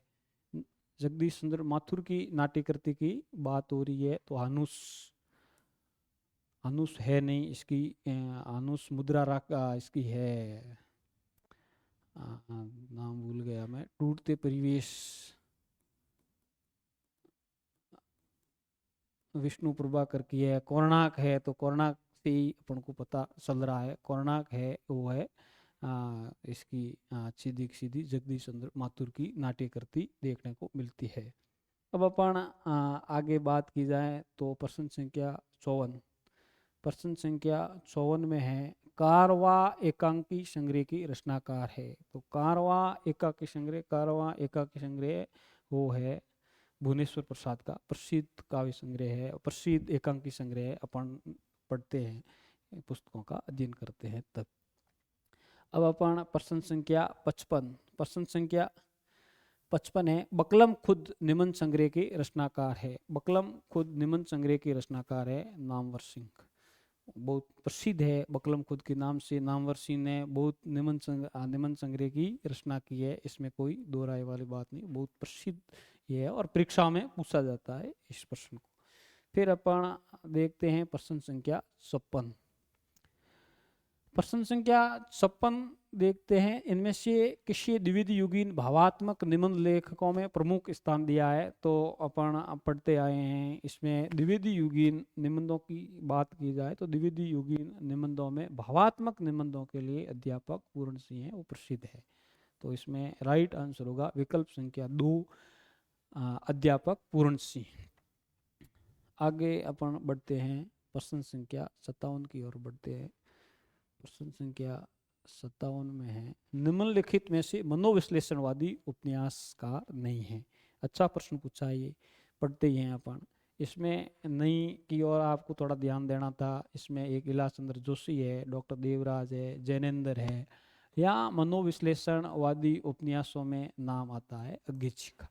तो इलास चंद्र जोशी, डॉक्टर देवराज, जैनेन्द्र और अज्ञे, ये चारों उपन्यासकार है, मनोविश्लेषणवादी उपन्यासकार है। तो इसमें गलत विकल्प होगा वो मनमथ नाथ गुप्त का होगा। और मनमथ नाथ गुप्त एक रूप से यदि इतिहास में है तो ये क्रांतिकारी थी, क्रांतिकारी के साथ इन्होंने उपन्यास लिखे हैं, वो ऐतिहासिक उपन्यास भी इन्होंने लिखे। तो ऐतिहासिक उपन्यासों के लिए मनमथ नाथ गुप्त को जाना जाता है। और बाकी सभी तीनों विकल्प है, इलास चंद्र जोशी, डॉक्टर देवराज और जैनेन्द्र, ये सभी है वो मनोविश्लेषणवादी उपन्यासकार है।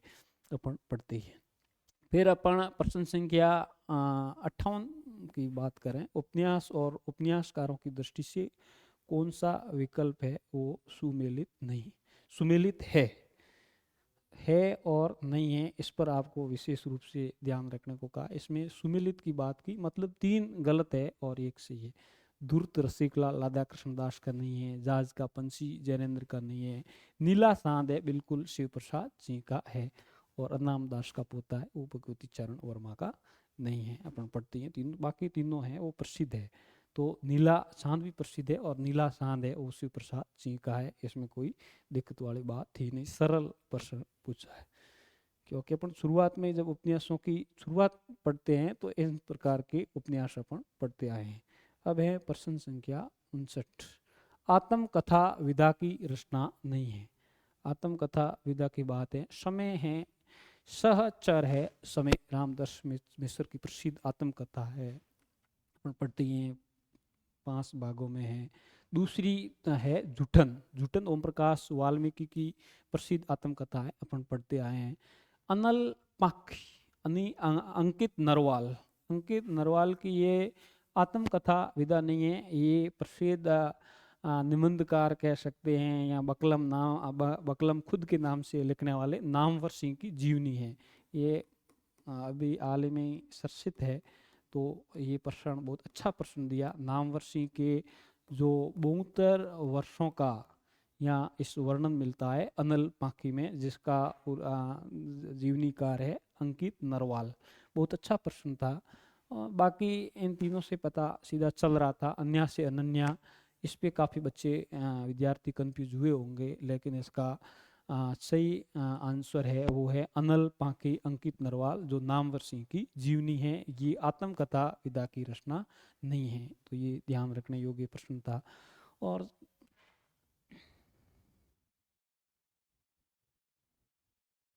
अब अपन पढ़ते हैं प्रश्न संख्या 60। निम्नलिखित में से असंगत विकल्प है। तो आप उद्री रमणिका गुप्ता की ये बिल्कुल सही आंसर है। तिरस्कृत तिरस्कृत ओम प्रकाश वाल्मीकि की नहीं है। तिरस्कृत विकल्प है, असंगत का पूछा है। तिरस्कृत है वो है आप अपन पढ़ते हैं तो ये है सूरजपाल सिंह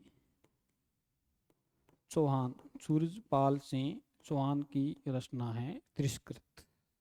तो ये बिल्कुल नंबर विकल्प संख्या 2 है वो बिल्कुल गलत है, असंगत विकल्प है। मेरी पत्नी और भेड़िया डॉक्टर धर्मवीर की है, अपन पढ़ती आए हैं। गुड़िया भीतर गुड़िया मैत्री पुष्पा की प्रसिद्ध आत्मकथा है। तो ये सब है, तिरस्कृत है वो सूरजपाल सिंह चौहान की है। विकल्प संख्या 2 है वो बिल्कुल गलत है। प्रश्न संख्या अब अपन 61वें की ओर आते हैं। प्रश्न संख्या 61 कवि और काव्य रचना की दृष्टि से असंगत विकल्प है।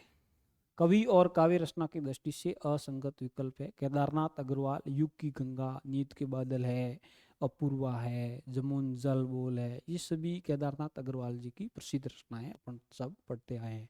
अज्ञे है, अज्ञे की रचना में सागर मुद्रा है। आंगन के पार द्वार रचना तो बहुत प्रसिद्ध रचना है, साहित्य अकादमी पुरस्कार मिला हुआ है। इत्यल में है बगंदूत है, चिंता है, ये आदि रचनाएं अज्ञे जी की रचनाएं। अच्छा प्रश्न पूछा है। फिर है गिरिजा कुमार माथुर, मंजीर, शिला, पंक, शमकीले, बहुत प्रसिद्ध रचनाएं ही इन्होंने दी है। और फिर विकल्प संख्या 4 में नागार्जुन दिया है, और उस जनपद का कवि हूँ और तुम्हें सौंपता हूँ अर्गान जैसी रचनाएं हैं वो नागार्जुन जी की नहीं होकर वो रचनाएं हैं त्रिलोचन जी की है। तो इसमें त्रिलोचन है, और ये विकल्प है असंगत विकल्प की बात की है तो ये इसका उत्तर है वो 4 है। नागार्जुन की रचनाएं ये नहीं है, ये रचनाएं उस जनपद का कवि और तुम्हें सौंपता हूँ ये त्रिलोचन की रचना अपन पढ़ते आए हैं। फिर अपन प्रश्न संख्या 62 की ओर आते हैं। प्रश्न संख्या 62 है सायावादी काव्य के संबंध में असंगत है। विदेशी दास्ता के प्रति विद्रोह का स्वर सुनाई देता है। बिल्कुल सायावादी काव्य में विदेशी दास्ता के प्रति विद्रोह का स्वर तो बिल्कुल सुनाई देता है। नामवर सिंह जैसे लोगों ने कहा है कि राष्ट्रीय जागरण की संज्ञा दी है सायावाद, तो बिल्कुल सही बात है। दूसरा है विषय भाव और भाषा छंद आदि के क्षेत्रों में मूल्य की प्रतिष्ठा का प्रयास दिखाई देता है। भाषा विषय भाव भाषा और छंद आदि के क्षेत्रों में मूल्यों की प्रतिष्ठा तो है ही। जैसे सूर्यकांत त्रिपाठी निराला ने मुक्त छंद की स्थापना की, या पल्लव की स्थापना से संबंधित सुमित्रानंदन पंत की जो प्रतिष्ठा करने की बातें हैं वो बिल्कुल इससे मेल खाती है। इसके काव्य में मूल्यों की अभिव्यक्ति में व्यापक मानवीय स्तर पर नहीं हुई, वो मानवीय स्तर पर कैसे नहीं हुई। इसमें ये विकल्प है वो बिल्कुल गलत विकल्प है। प्रश्न संख्या 3 विकल्प संख्या 3 है वो बिल्कुल गलत है। इस युग के काव्य में द्विविध युगीन नैतिकता और स्थूलता की प्रतिक्रिया दिखाई देती है, बिल्कुल प्रतिक्रिया दिखाई देती है। स्थूलता के विरुद्ध सूक्ष्मता का विद्रोह है अपन पढ़ते ही हैं। तो इसमें 62 का विकल्प संख्या 3 है वो बिल्कुल गलत विकल्प है। अपन अब हम आगे बढ़ते हैं प्रश्न संख्या 63। प्रश्न संख्या 63 है किस काव्यधारा ने सर्वप्रथम यथार्थवाद की और समस्त साहित्यिक चेतना को अग्रसर होने की प्रेरणा दी। किस काव्यधारा ने सर्वप्रथम यथार्थवाद की, यथार्थवाद की सर्वप्रथम बात होती है तो हिंदी साहित्य में प्रगतिवाद की और बात होती है, जिसमें शोषक और शोषित वर्ग की बात होती है। शोषक वर्ग के अन्याय के खिलाफ बात होती है और शोषित वर्ग के प्रति जो संवेदनाएं व्यक्त होती है। स्वानों को मिलता दूध वस्त्र, भूखे बच्चे अकुलाते हैं, माँ की छाती से सिपक ठिठुर जाड़े की रात बिताते हैं, जैसे रामधारी सिंह दिनकर जैसे लोग हैं वो बिल्कुल एक यथार्थवाद की ओर लेकर बढ़ते हैं। केदारनाथ अग्रवाल काटो काटो काटो करवी, हिंसा और अहिंसा क्या है, मारो मारो मारो वंशिया, साहित्य और कुसाहित्य क्या है, ये सब बातें हैं, ये यथार्थवाद की बातें हैं जिसमें साहित्यिक चेतना मिलती है, वो है प्रगतिवाद। तो 63वें का विकल्प संख्या 1 है वो बिल्कुल सही है। प्रश्न संख्या 63 विकल्प संख्या 1 है वो प्रगतिवाद है, वो एक यथार्थता की ओर ले जाने का काम करती है। फिर अपन बढ़ते हैं प्रश्न संख्या हो गया अपने 63वां प्रश्न। 64वां प्रश्न है, निम्नलिखित में से कौन सा विकल्प असंगत है? कुंवर नारायण की कीर्ति आत्मजयी की कथा वस्तु कठोपनिषद की यम नचिकेता कहानी पर आधारित है। बिल्कुल सही है। ये अपन पढ़ते ही हैं कुंवर नारायण को तब ये देखने को मिलता है। आत्महत्या के विरुद्ध संग्रह में सर्वेश्वर दयाल सक्सेना, सर्वेश्वर दयाल सक्सेना कहाँ से आ गए? आत्महत्या के विरुद्ध रचना है, वो रचना है रघुवीर सहाय की रचना है। तो इसमें ये विकल्प गलत हो गया। विकल्प संख्या 2 है वो असंगत है। असंगत की बात की और विकल्प संख्या 2 है वो असंगत है। आत्महत्या के विरुद्ध संग्रह में सर्वेश्वर दयाल सक्सेना की जगह रघुवीर सहाय होगा। विकल्प संख्या 3 को भी पढ़ लेते हैं। भवानी प्रसाद मिश्र की दूसरा सप्तक में संकलित कविताएं गीत फरोश और सतपुड़ा के जंगल आदि लोकप्रिय कविताएं। बिल्कुल सतपुड़ा के जंगल और गीत फरोश से बहुत प्रसिद्ध रचनाएं हैं और दूसरे सप्तक में हैं। शमशेर बहादुर सिंह, भवानी प्रसाद मिश्र जैसे लोग हैं वो दूसरे सप्तक में हैं। कोई दिक्कत वाली बात नहीं है। नरेश मेहता ने संशय की एक रात में युद्ध को लेकर राम के मन में उठने वाले अंतर्द्वंद्वों का चित्रण किया है। बिल्कुल ये संशय की एक रात में राम के मन में उठने वाले अंतर्द्वंद्वों की बात बिल्कुल होती है। तो इसमें प्रश्न संख्या 67 में विकल्प संख्या 2 है वो बिल्कुल असुमेलित है या असंगत है। अब अपन बात करते हैं प्रश्न संख्या 65। विभावादि के साधारणीकरण की सिद्धि में भावकत्व भावकत्व की बात करने वाले हैं भट्ट नायक। भावकत्व की बात कौन करता है? भट्ट नायक करता है, वो भावकत्व की बात करते हैं। अब है प्रश्न संख्या 67। प्रश्न संख्या 67 है। प्रश्न संख्या 67 में क्या है? काव्य हेतु के संबंध में असंगत है। काव्य हेतु के संबंध में प्रतिभा को शक्ति और अभ्यास को निपुणता, यहाँ से प्रश्न सीधा गलत हो। प्रतिभा को तो शक्ति का है कई इसमें काव्य शास्त्रियों ने, लेकिन अभ्यास को नहीं। व्युत्पत्ति को निपुणता का है, तो यहाँ अभ्यास को निपुणता नहीं का, ये बिल्कुल प्रथम विकल्प है, यही असंगत है। फिर विकल्प संख्या 2 है, अभ्यास से कवि की रचना अधिक परिपक्व और अभिव्यक्ति सौंदर्य से पूर्ण होती है। बिल्कुल सही बात है। व्याकरण और काव्य शास्त्र आदि के अध्ययन से कवि अपनी कृति को अधिक उपयोगी, सुंदर और गंभीर बना सकता है, इसे व्युत्पत्ति कहा सकता है। बिल्कुल अच्छी बात है। प्रतिभा ही काव्योत्पत्ति का मूल कारण है, मूल कारण प्रतिभा को ही माना गया। इस कारण विकल्प संख्या 1 है वो बिल्कुल असंगत है। अब अपन बात करते हैं प्रश्न संख्या 67वां। प्रश्न संख्या 67वां है वो है, भारत में 1937 में प्रगतिवाद के प्रथम अधिवेशन की अध्यक्षता किसने की? बहुत अच्छा प्रश्न है और अपन पढ़ते भी हैं। इसमें डॉक्टर मुल्क राज की बात पढ़ते हैं, प्रेमचंद पढ़ते हैं और सज्जाद जहीर को पढ़ते हैं। 3 विकल्प को तो पढ़ते हैं। तो इसमें अध्यक्षता की थी, वो अध्यक्षता की थी, प्रथम अधिवेशन की अध्यक्षता प्रेमचंद ने की। द्वितीय अधिवेशन पूछते नहीं है वैसे, क्योंकि हिंदी साहित्य से संबंधित थोड़ा है ही नहीं द्वितीय अधिवेशन की अध्यक्षता, लेखक है नहीं इसमें। द्वितीय अधिवेशन में कवि आते हैं, रविंद्रनाथ टैगोर जी ने अध्यक्षता की। पूछते नहीं है, अपने को इतना ही ध्यान रखना है कि 1937 में प्रथम अधिवेशन की अध्यक्षता की थी वो प्रेमचंद जी ने की थी। तो इसका आंसर होगा 67वें का 2 में है प्रेमचंद। अब अपन आगे बढ़ते हैं प्रश्न संख्या 68वें की ओर। प्रश्न संख्या 68वां है। प्रश्न संख्या 68 में है, कीने प्राकृत जन गुण गाना, सिर धुनि गिरा लगत पछताना। तुलसीदास के मतानुसार सरस्वती जी कब पछताने लगती? ये रामचरित मानस के बालकांड से अच्छा प्रश्न पूछा है। जब सांसारिक बुद्धि वाले लोग कविता सुनने लगते हैं, गलत बात है। जब प्राकृत भाषा में ईश्वर की कथा कही जाती है, जब सांसारिक मनुष्य साधारण कवि का गुणगान करते हैं, जब कवि सांसारिक मनुष्यों का गुणगान करता है, तो ये विकल्प संख्या 4 है, इसका सही आंसर होगा। अब अपन आगे बढ़ते हैं प्रश्न संख्या 69। प्रश्न संख्या 69 है, हंसे न बोले उन्मनी संसल बेल्या मारी कहे कबीर भीतरी विद्या सतगुरु के हथियारी। इस शाखी में प्रयुक्त उन्मनी शब्द का संकेतित अर्थ नहीं है। संकेतित अर्थ नहीं की बात की है, ध्यान रखना। संकेतित अर्थ है ये बात नहीं है। 3 इसमें संकेतित अर्थ है और एक ऐसा विकल्प होगा जिसमें संकेतित अर्थ नहीं होगा। इस चीज का आप ध्यान रखना। हंसे न बोले उन्मनी, आत्म साक्षात्कार की अवस्था, मन का अस्थिर हो जाना, मन की संकल्प विकल्पात्मक प्रकृति का समाप्त हो जाना और मन और प्राण एक हो जाना। तो उन्मनी में मन की संकल्प और विकल्प प्रकृति समाप्त हो जाती है, मन एकाकार हो जाता है, मन और प्राण एक हो जाते हैं। उन्मनी अवस्था जो षट चक्र भेदन से संबंधित जो नाहत संप्रदाय या कबीर के जो उलट बासियाँ हैं उनके पदों में ये सब बातें मिलती है, जिसमें उन्मनी एक ऐसी अवस्था होती है जिसमें मन और प्राण होते हैं वो एकाकार हो जाते हैं। और आत्म साक्षात्कार की अवस्था होती है, वो स्वयं को समझने की अवस्था होती है। और इसमें मन में जो संकल्प होता है और विकल्प होता है, ये अवस्थाएं सब समाप्त हो जाती है। तो ये सब तीनों चीज़ें हैं, तीनों विकल्प सही है। आत्म साक्षात्कार की अवस्था भी होती है, मन की संकल्प और विकल्पात्मक प्रकृति भी समाप्त हो जाती है और मन और प्राण एक हो जाते हैं। ये संकेतित अर्थ है, लेकिन पर विकल्प संख्या 2 है वो संकेतित अर्थ नहीं है। बहुत ही अच्छा प्रश्न पूछा है और बहुत ही वजन वाला प्रश्न था, समझने का प्रश्न था।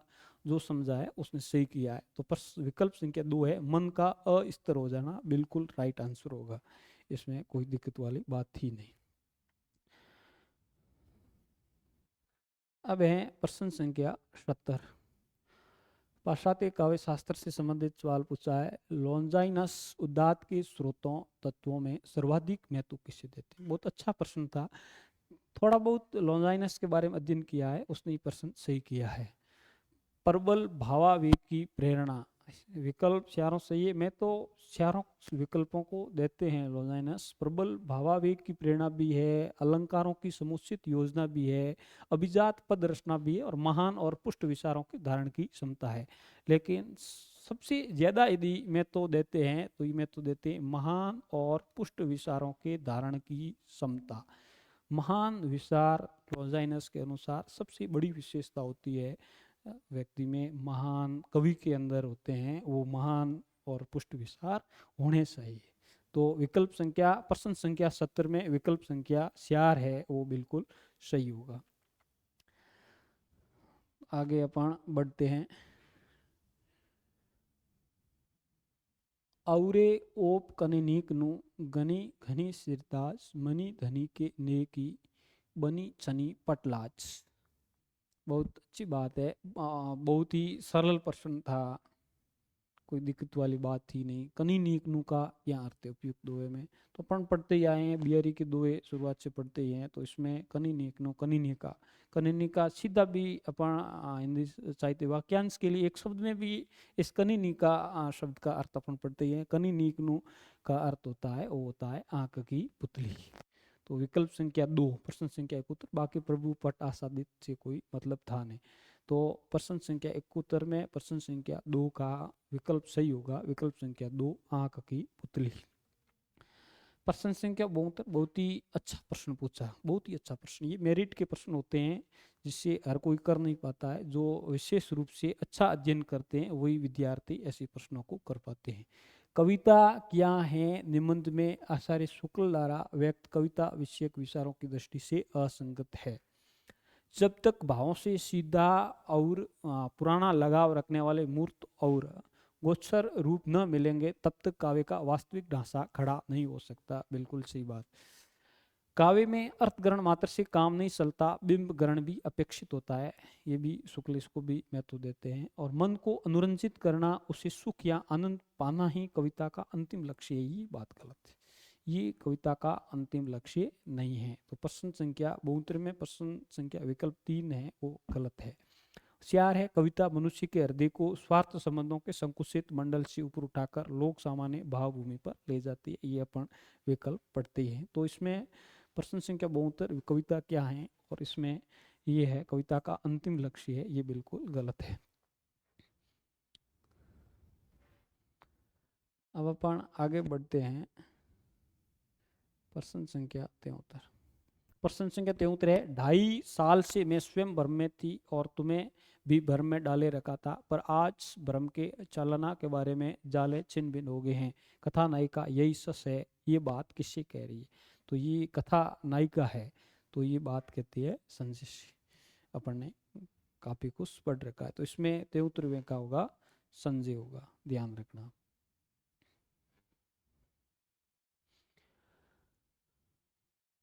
अब है प्रश्न संख्या 74। प्रश्न संख्या 74 में है, हिंदी भाषा की बोलियों उपबोलियों के संबंध में असंगत कथन है। मगही बोली का परिनिष्ठित रूप गया जिले में बोला जाता है। इसके सीमांत रूपों पर उड़िया और बंगाली का प्रभाव भी पड़ा है। बिल्कुल उसके नज़दीक है, उड़िया और बंगाली का प्रभाव मगही बोली पर पड़ता है। उत्तर प्रदेश और उत्तर प्रदेश के सीमावर्ती क्षेत्रों में बोली जाने वाली बुंदेली का विकास मागधी अपभ्रंश से हुआ है। मागधी से कहाँ हुआ? बुंदेली बोली का विकास होता है वो सौर सैनी अपभ्रंश से होता है। सौर सैनी अपभ्रंश से होता है। इसका विकल्प संख्या 2 है वो बिल्कुल गलत है।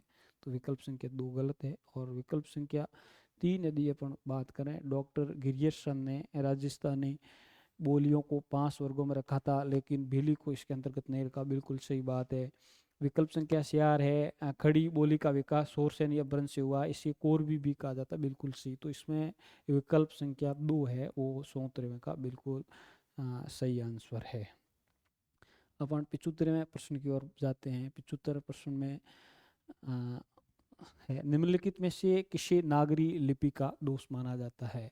तो निम्नलिखित में से नागरी लिपि का दोष माना जाता है वो है एक ध्वनि के लिए एक से अधिक चिन्ह है वो है नहीं। नागरी लिपि में एक ध्वनि के लिए एक चिन्ह का ही प्रयोग किया जाता है। तो प्रश्न संख्या 75 में प्रश्न संख्या 1 है वो बिल्कुल सही है। अब अपन आगे बढ़ते हैं प्रश्न संख्या 77। प्रश्न संख्या 77 में, आप नंदन विहारी और मैं पृथ्वी पर परिश्रम करके जीने वाली। पंक्ति में आप और मैं किसके लिए है? तो जब अरुण और मधुलिका की बीच में मुलाकात होती है तो अरुण आप है वो अरुण के लिए और मधुलिका आप स्वयं के लिए, ये सब इन शब्दों का प्रयोग करती है। तो प्रश्न विकल्प संख्या 1 अरुण और मधुलिका इसका सही उत्तर होगा। अब अपन बढ़ते हैं प्रश्न संख्या 77 की ओर। इसके लिए मैं हमारे साथी सदस्य सुरेंद्र जी सर को आमंत्रित करूंगा। और इस और एक जानकारी के लिए मैं आपको बता दूं, हमारी आगाज इंस्टीट्यूट बाड़मेर की ओर से टेस्ट सीरीज का भी आयोजन किया जाता है। और इस पूरे के पूरे कल हम हमारा टेलीग्राम चैनल भी है आगाज इंस्टीट्यूट बाड़मेर के नाम से। तो आगाज इंस्टीट्यूट बाड़मेर में जो टेस्ट सीरीज चली थी पिछले 3-4 महीने से, जुलाई से टेस्ट सीरीज चल रही है। और टेस्ट सीरीज के जितने प्रश्न आए हैं आज की परीक्षा में, पूरे के पूरे प्रश्न भी हम डाल के बताएंगे। बहुत ही अच्छा सुधार हुआ है विद्यार्थियों की, इसमें कोई दो राय नहीं। तो अब मैं प्रश्न संख्या 77 से आगे सुरेंद्र जी सर को आमंत्रित करूंगा। सर पधारिए।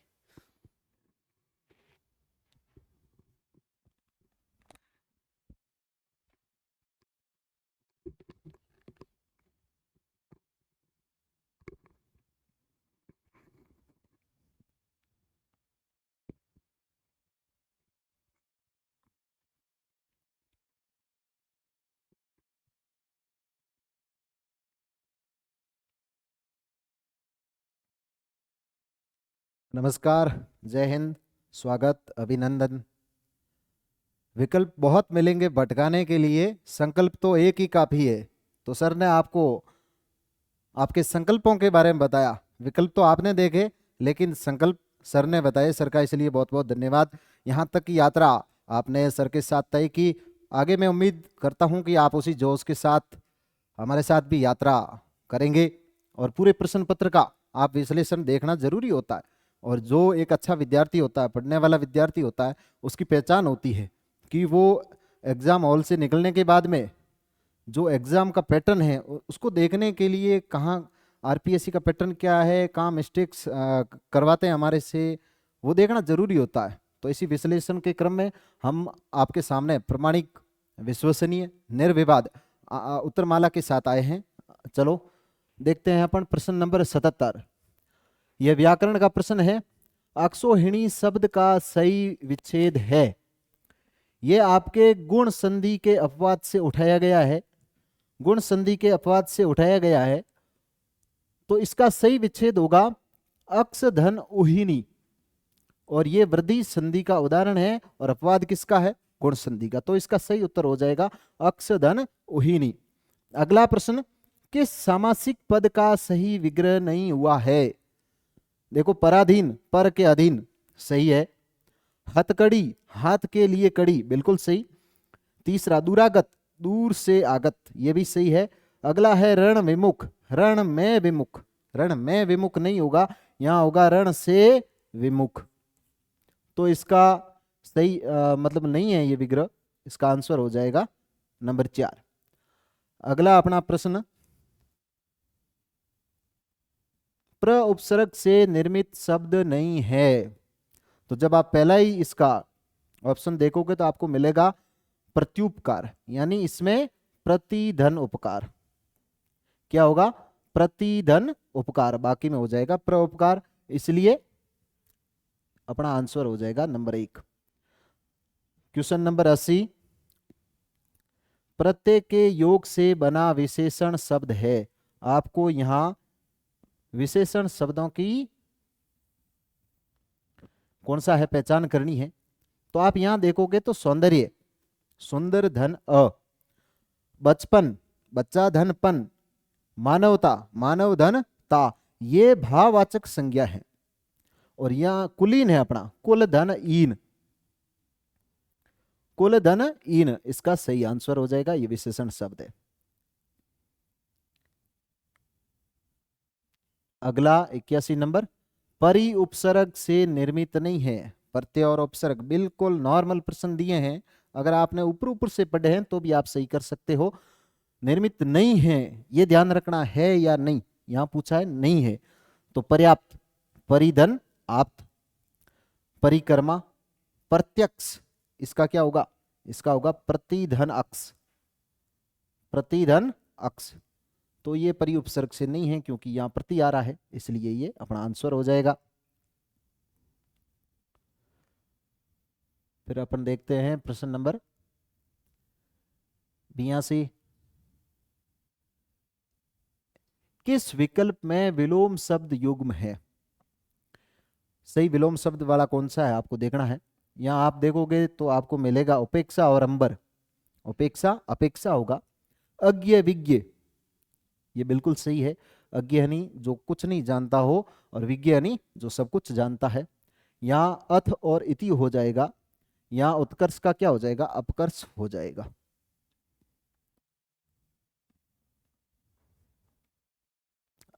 आगे प्रश्न नंबर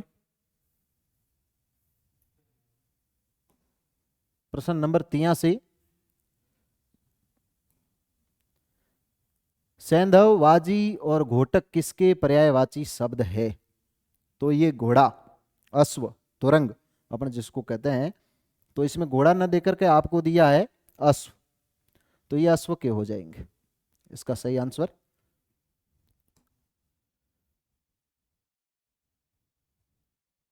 फिर अगला अपना 84 नंबर,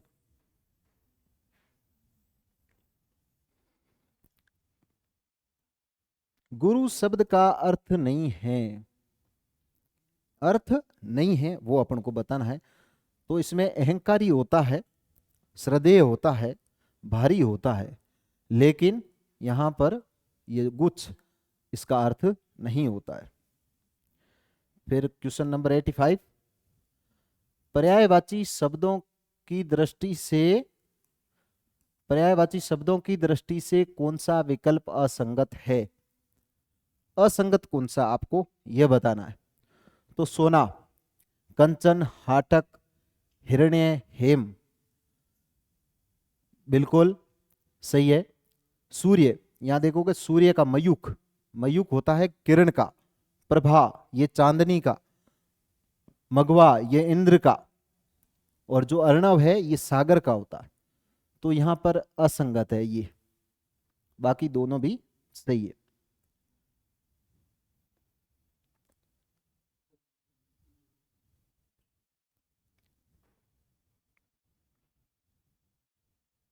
प्रश्न नंबर 86। यहाँ वाक्यांश के लिए उचित मुहावरा होगा, मुहावरे का आपको आंसर देना है। असंभव कार्य करना, तो इसमें आप पढ़ोगे आकाश के तारे तोड़ना, आग लगने पर कुआं खोदना, आसमान से बातें करना, आग से खेलना। तो इसका क्या हो जाएगा? आकाश के तारे तोड़ना, ये बहुत असंभव कार्य है, तो इसका सही आंसर ये। फिर अगला अपना 87, जिज्ञासा शब्द किस वाक्यांश के लिए प्रयुक्त हुआ है? एक शब्द है, अपन को बताना है इसका। तो जीतने की इच्छा को अपन क्या कहते हैं? जिज्ञासा, जीतने की इच्छा। तो इसका सही मुहावरे हैं, लोकोक्तियां हैं, उपसर्ग है, परते हैं। बिल्कुल आपको इजी प्रश्न दिए हैं। अगला अपना 88, किस विकल्प में समश्रुत भिन्नार्थक शब्द युग्म का अर्थभेद सुसंगत नहीं है? सुसंगत है, असंगत है, सुसंगत नहीं है। इस बात का अगर अपन बराबर ध्यान रखते चलेंगे तो अपनी समझ प्रश्नों पर अच्छी बनी रहेगी। यहां आप देखोगे तो आपको मिलेगा कि अनल और अनिल, अनल यानी आग, अनिल यानी हवा, सही है बिल्कुल। द्वीप और द्वीप, यहां पर इसने क्या कर दिया? उल्टा कर दिया। इस द्वीप का हो जाएगा क्या? हाथी, और इस द्वीप का टापू। तो ये संगत नहीं है, इसलिए अपना आंसर ये हो जाएगा। अगला अपना 89, वर्तनी की दृष्टि से अशुद्ध शब्द है। वर्तनी की दृष्टि से अशुद्ध शब्द कौन सा है? तो यहां लिखा हुआ है घनिष्ठ, प्रदर्शनी, तिलांजलि और गरिष्ठ। घनिष्ठ होता है, न कि ट, बाकी तीनों सही है। अगला अपना 90 नंबर, निम्नलिखित में वार्तनिक दृष्टि से शुद्ध शब्द है। तो यहां अभ्यस्त, थ न होकर के ये क्या हो जाएगा? अभ्यस्त हो जाएगा। यहां जो केंद्रीकरण है ये बिल्कुल सही है, आजीविका हो जाएगा। इकट्ठा, ठ नहीं होकर के यहां क्या हो जाएगा? ट हो जाएगा, अलंत।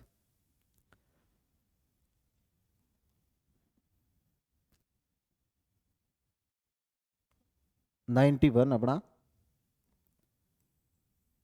निम्नलिखित में से शुद्ध वाक्य का चयन कीजिए। शुद्ध वाक्य का चयन करना है। यहां देखो, वे दान देने में विकट रूप से प्रसिद्ध थे, ये भी सही नहीं है। उसने आग्रह पूर्वक कहा, वहां भारी भरकम भीड़ जमा थी, भारी भरकम, दोनों नहीं आएंगे। साहित्य और जीवन का घोर संबंध है, घोर नहीं घनिष्ठ संबंध है। तो अपना यहां सही उत्तर क्या हो जाएगा? सही वाक्य है वो, उसने आग्रह पूर्वक कहा। फिर अगला,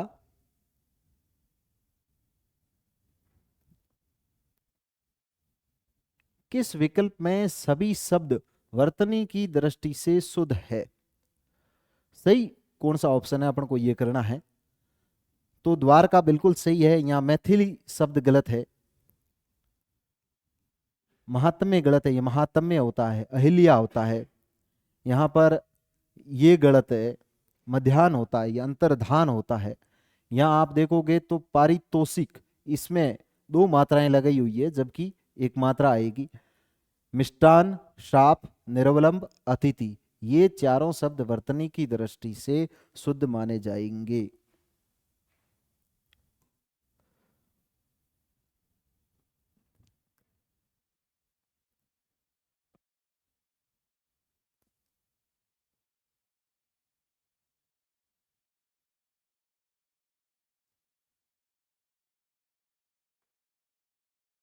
प्रश्न नंबर 93, निम्नलिखित में से शुद्ध वाक्य कौन सा है? पहला है चरखा काटना चाहिए, काटना, चरखा तो चलाना चाहिए, सूत काटना चाहिए, मैं आपके दर्शन करने आया हूं, ये बिल्कुल सही वाक्य है। तो अपना आंसर हो जाएगा 2 नंबर। यह कविता अनेकों भावों को प्रकट करती है, अनेकों ना होकर के क्या हो जाएगा? अनेक हो जाएगा। मुझसे ये काम संभव नहीं हो सकता, संभव और सकना दोनों साथ नहीं होंगे। तो अपना सही उत्तर क्या हो जाएगा? 2 नंबर। फिर अगला आप देखो 94, परिपत्र की विशेषता नहीं है। परिपत्र को पत्राचार का रूप नहीं माना जाता, बिल्कुल सही। परिपत्र में किसी प्रकार के उत्तर की अपेक्षा नहीं की जाती, बिल्कुल। किसी व्यक्ति विशेष को आदेश या अनुदेश देने के लिए परिपत्र का प्रयोग किया जाता है, बिल्कुल नहीं, ये परिपत्र की विशेषता नहीं है। निजी पत्र या कार्यालय आदेश का प्रयोग किया जाता है और परिपत्र प्राय आंतरिक होता है, अर्थात इसका प्रयोग जारीकर्ता मंत्रालय, विभाग या कार्यालय तक सीमित रहता है, बिल्कुल सही। अगला आपका 95, निम्नलिखित में से अशुद्ध वाक्य है। अशुद्ध वाक्य कौन सा आपको देखना है। ग्वाले ने पानी मिलाकर दूध बेचा, बिल्कुल सही। ईमानदार तिपहिया चालक ने यात्री का सामान लौटाया। ये वाक्य अपन को थोड़ा थोड़ा भ्रमित कर रहा है, लेकिन आप आगे बढ़िए। देखो, शाबाश हमें तुम पर गर्व है, ये भी सही लग रहा है।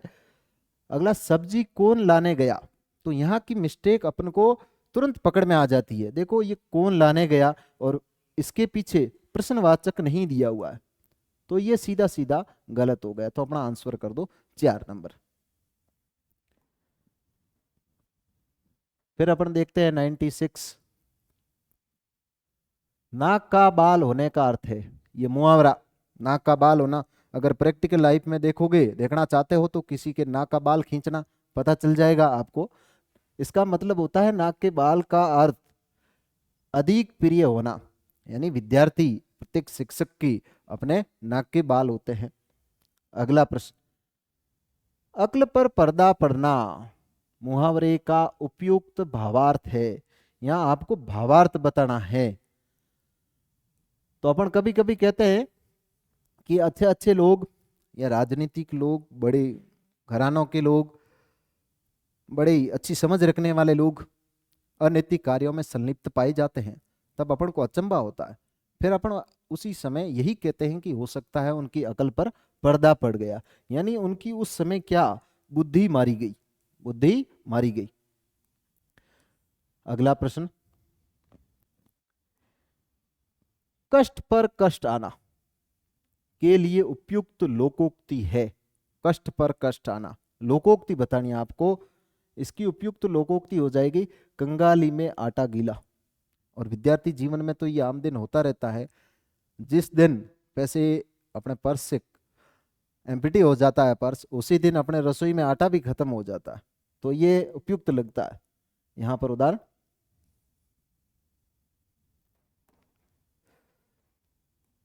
अगला, अर्ध शासकीय पत्र के संबंध में असंगत है। असंगत बात बतानी है अपन को कि इसमें विषय और संदर्भ अवश्य लिखा जाता है, बिल्कुल सही। अधोलेख के रूप में आपका शुभेच्छु आदि लिखा जाता है, यह भी सही है। सेवा में लिखना पूर्णतः वर्जित होता है, पूर्णतः वर्जित नहीं होता है, तो यहां अपना ये आंसर हो जाएगा। अर्ध शासकीय पत्र में अनौपचारिकता का पुट होता है, यह भी बिल्कुल सही।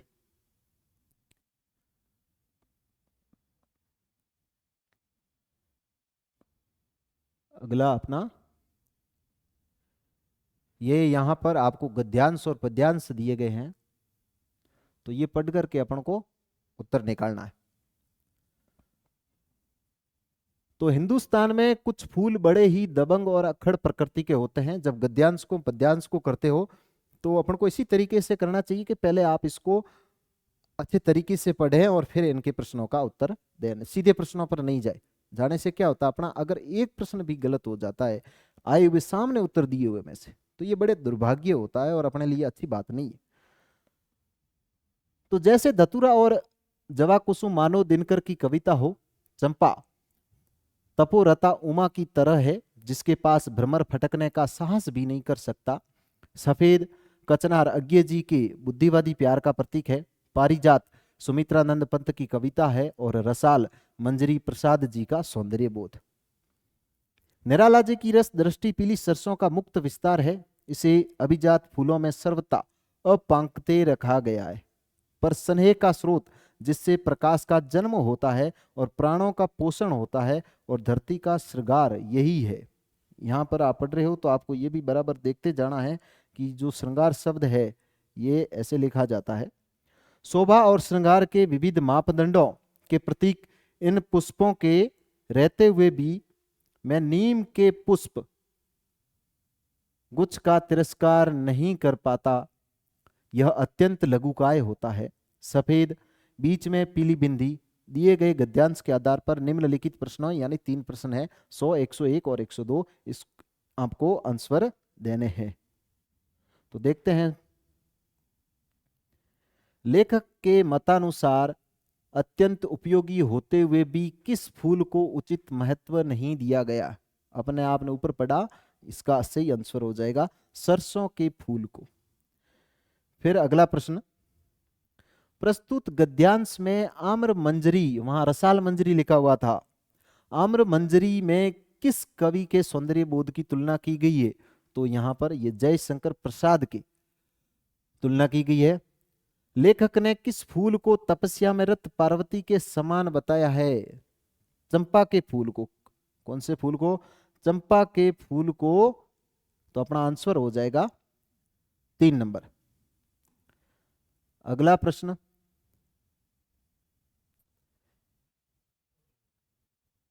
यहां पर आपको पद्यांश दिया है, यानी 6 प्रश्न तो आपके गद्यांश और पद्यांश में से आगे हैं। सभ्यता कहाँ आ गई, कहाँ खड़ा है विश्व, जा रहा है किधर गतिरथ, विज्ञान कलाओं का किस दिशा उन्मुख इतिहास, दे रहा क्या विकास, क्या शोर समय का, क्या जोर हवाओं का, क्या यही सभ्यता का वह सुंदर सुखद स्वर्ग है पड़ा जहां पग पग पर मुर्दों का पड़ाव, बिक रहा जहां नारित्व रजत के टुकड़ों पर, फूलों के शव पर जहां श्रृंगालों का जमाव। पढ़ लिया। इसके बाद में अपन उत्तर देने की कोशिश करते हैं। पहला प्रश्न है, पद्यांश में नारी की स्थिति कैसी बताई गई है? तो यहाँ नारी की स्थिति, इसको पढ़ने के बाद में अपन को भान होता, अच्छी तरीके से अपनी समझ बनती है। यहाँ नारी की चिंतनीय स्थिति बताई गई है। अगला प्रश्न 104 नंबर, कविता में रजत के टुकड़ों से कवि का क्या आशय है? रजत के टुकड़ों से क्या आशय है? तो यहाँ लोभ और लालच, इसका आशय अर्थ क्या होगा? लोभ लालच। अगला 105 नंबर, पद्यांश का केंद्रीय भाव क्या है? पद्यांश का केंद्रीय भाव क्या है? तो इसका केंद्रीय भाव क्या है? चिंता। तो अपना सही उत्तर क्या हो जाएगा? नंबर 2।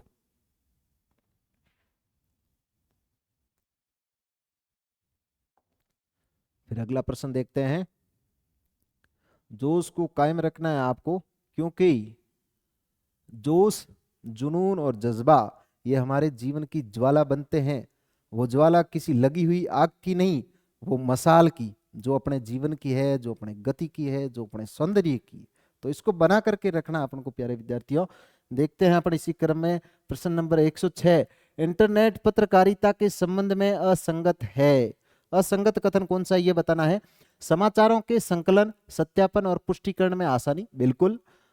अश्लीलता, दुष्प्रचार और अफवाहों का सर्वथा अभाव, ये नहीं होता। इंटरनेट पर आपको सबसे ज्यादा मिलता है, इसलिए अपना आंसर हो जाएगा ये असंगत है। इंटरनेट अभाव नहीं होता, यहाँ तो यहाँ प्रभाव होता है इसका। बाकी दोनों सही है। अगला प्रश्न देखते हैं।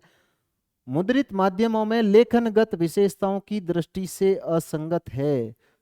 लेखनगत विशेषताओं की दृष्टि से असंगत, जो मेल नहीं खाता है, वो कथन आपको यहां पर बताना है। तो देखो, भाषा में सहज प्रवाह के लिए तारतम्यता की अनिवार्यता बिल्कुल होनी चाहिए। संस्कृतनिष्ठ शास्त्रीय भाषा और साहित्यिक शैली पर बल। अगर अखबार में संस्कृत की भाषा आएगी तो अपन में से कोई वैसे ही नहीं पढ़ता, लेकिन बाद में तो कोई नहीं पढ़ेगा, इसलिए भाषा बिल्कुल सरलता भाषा की जरूरी है। तो ये अपना उत्तर हो जाएगा इसका।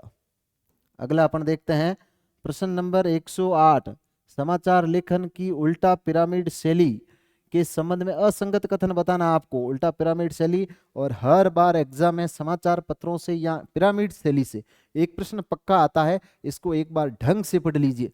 बार बार पढ़ने की बजाय है उस चीज को एक बार पढ़ करके उसको स्थायित्व प्रदान कर दिया जाए, बाद में वो कभी गलत नहीं हो। तो इसको ढंग से पढ़ने की कोशिश कीजिए। इस शैली में समाचार को 3 हिस्सों में विभाजित किया जाता है, बिल्कुल सही। इसमें इंट्रो, बॉडी और समापन, ये 3 भाग होते हैं। क्रम में घटनाएं प्रस्तुत की जाती है। इसमें कहानी की तरह क्लाइमैक्स खबर के अंत में आता। अगर आपको अखबार वाले जो हेडिंग है पहले पूरा लेख लिखें, उसके बाद में नीचे हेडिंग लिखे, तो अपन पढ़ेंगे क्या अखबार? अपन 5 मिनट में अखबार पढ़ सकते हैं। क्यों पढ़ सकते हैं? क्योंकि उसका क्लाइमेक्स होता है वो अखबार के हेडिंग के रूप में, यानी हेडिंग या हथौड़ा, ये याद रखना अपन को। तो इसमें कहानी अंत में नहीं आता, ये तो शुरुआत में ही आ जाता है। तो बाकी वाले सही है। आप अपने जब नोट्स बनाओ तो जो आपने यहाँ इस अपने प्रश्न पत्र में आए हुए हैं, इन प्रश्नों को वहां उतार लीजिए, जो गलत ऑप्शन है उसको छोड़ दीजिए, बाकी वालों को अपने नोट्स में उतार लीजिए। तो ये क्या होगा, ये बिल्कुल साहित्यिक भाषा में लिखे हुए हैं। अपन जहाँ से कोचिंग लेते हैं वहां से हो सकता है कि वो अपन को चीजें हैं वो सिंपल तरीके से बताते हैं, और सिंपल तरीके से अपन को समझ में तो आ जाती है, लेकिन भाषा की जो पारिभाषिकता है, मानक शब्दावली है, वो अपने पकड़ में नहीं आती। तो आप प्रश्न पत्र को एनालिसिस करते करते अपने नोट्स में भी जगह दीजिए।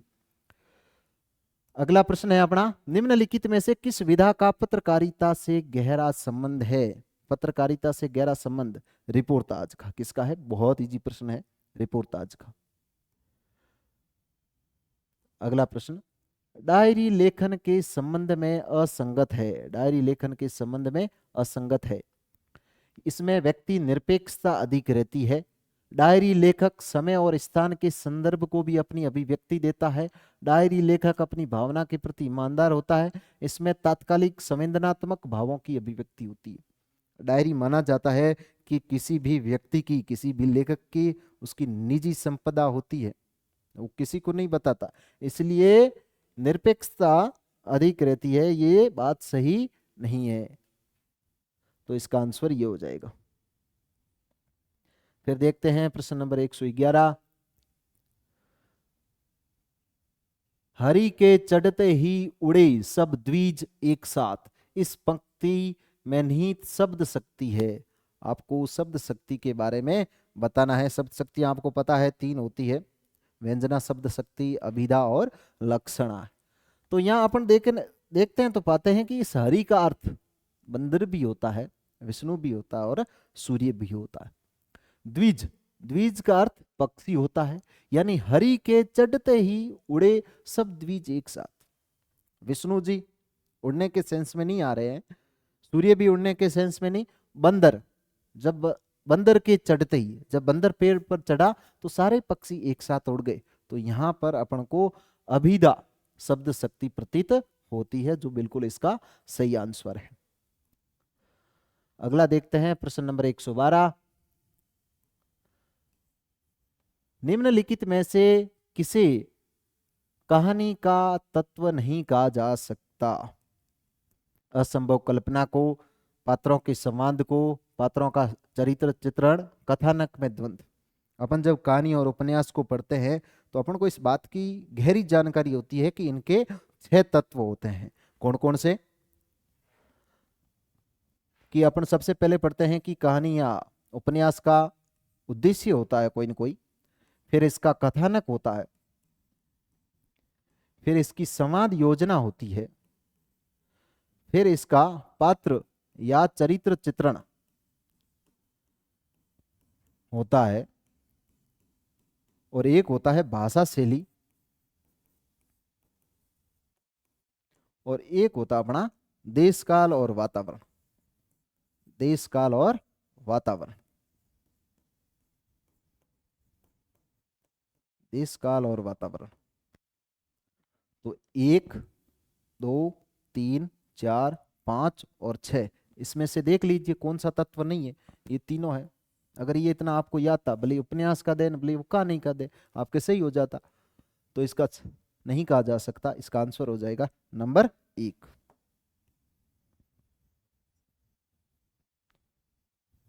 अपना अगला प्रश्न देखते हैं।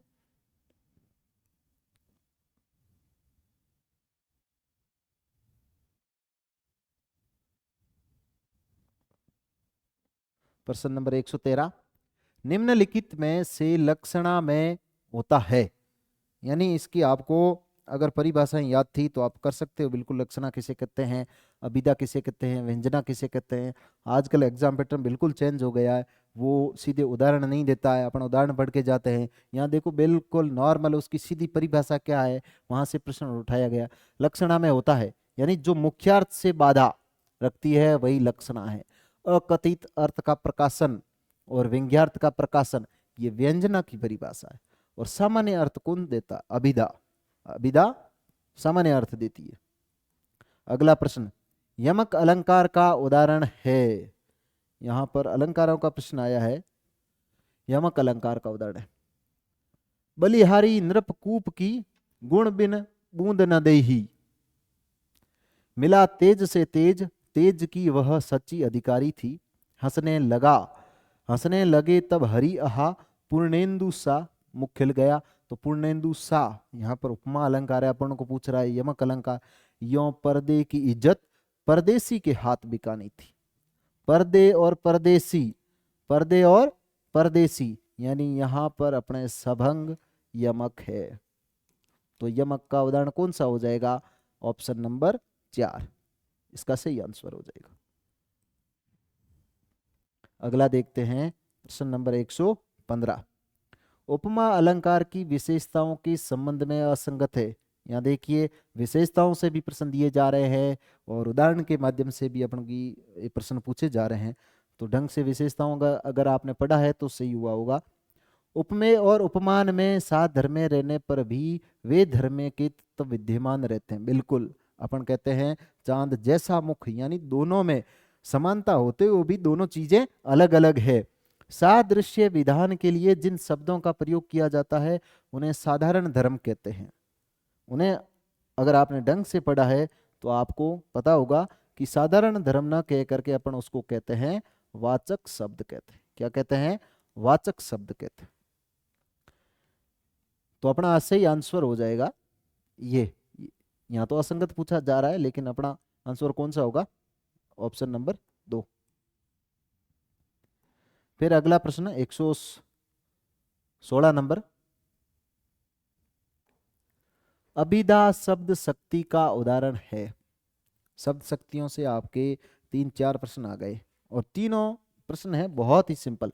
अभिधा शब्द शक्ति का उदाहरण है, सारा गांव भूखों मर रहा है, तालाब में कमल खिल गया, कोकिल कंठी गा रही है, दोनों घरों में लड़ाई है। बिल्कुल सीधा, तालाब में कमल खिल गया अभिधा शक्ति का उदाहरण सामान्य अर्थ दे रहा है। प्रश्न नंबर 117,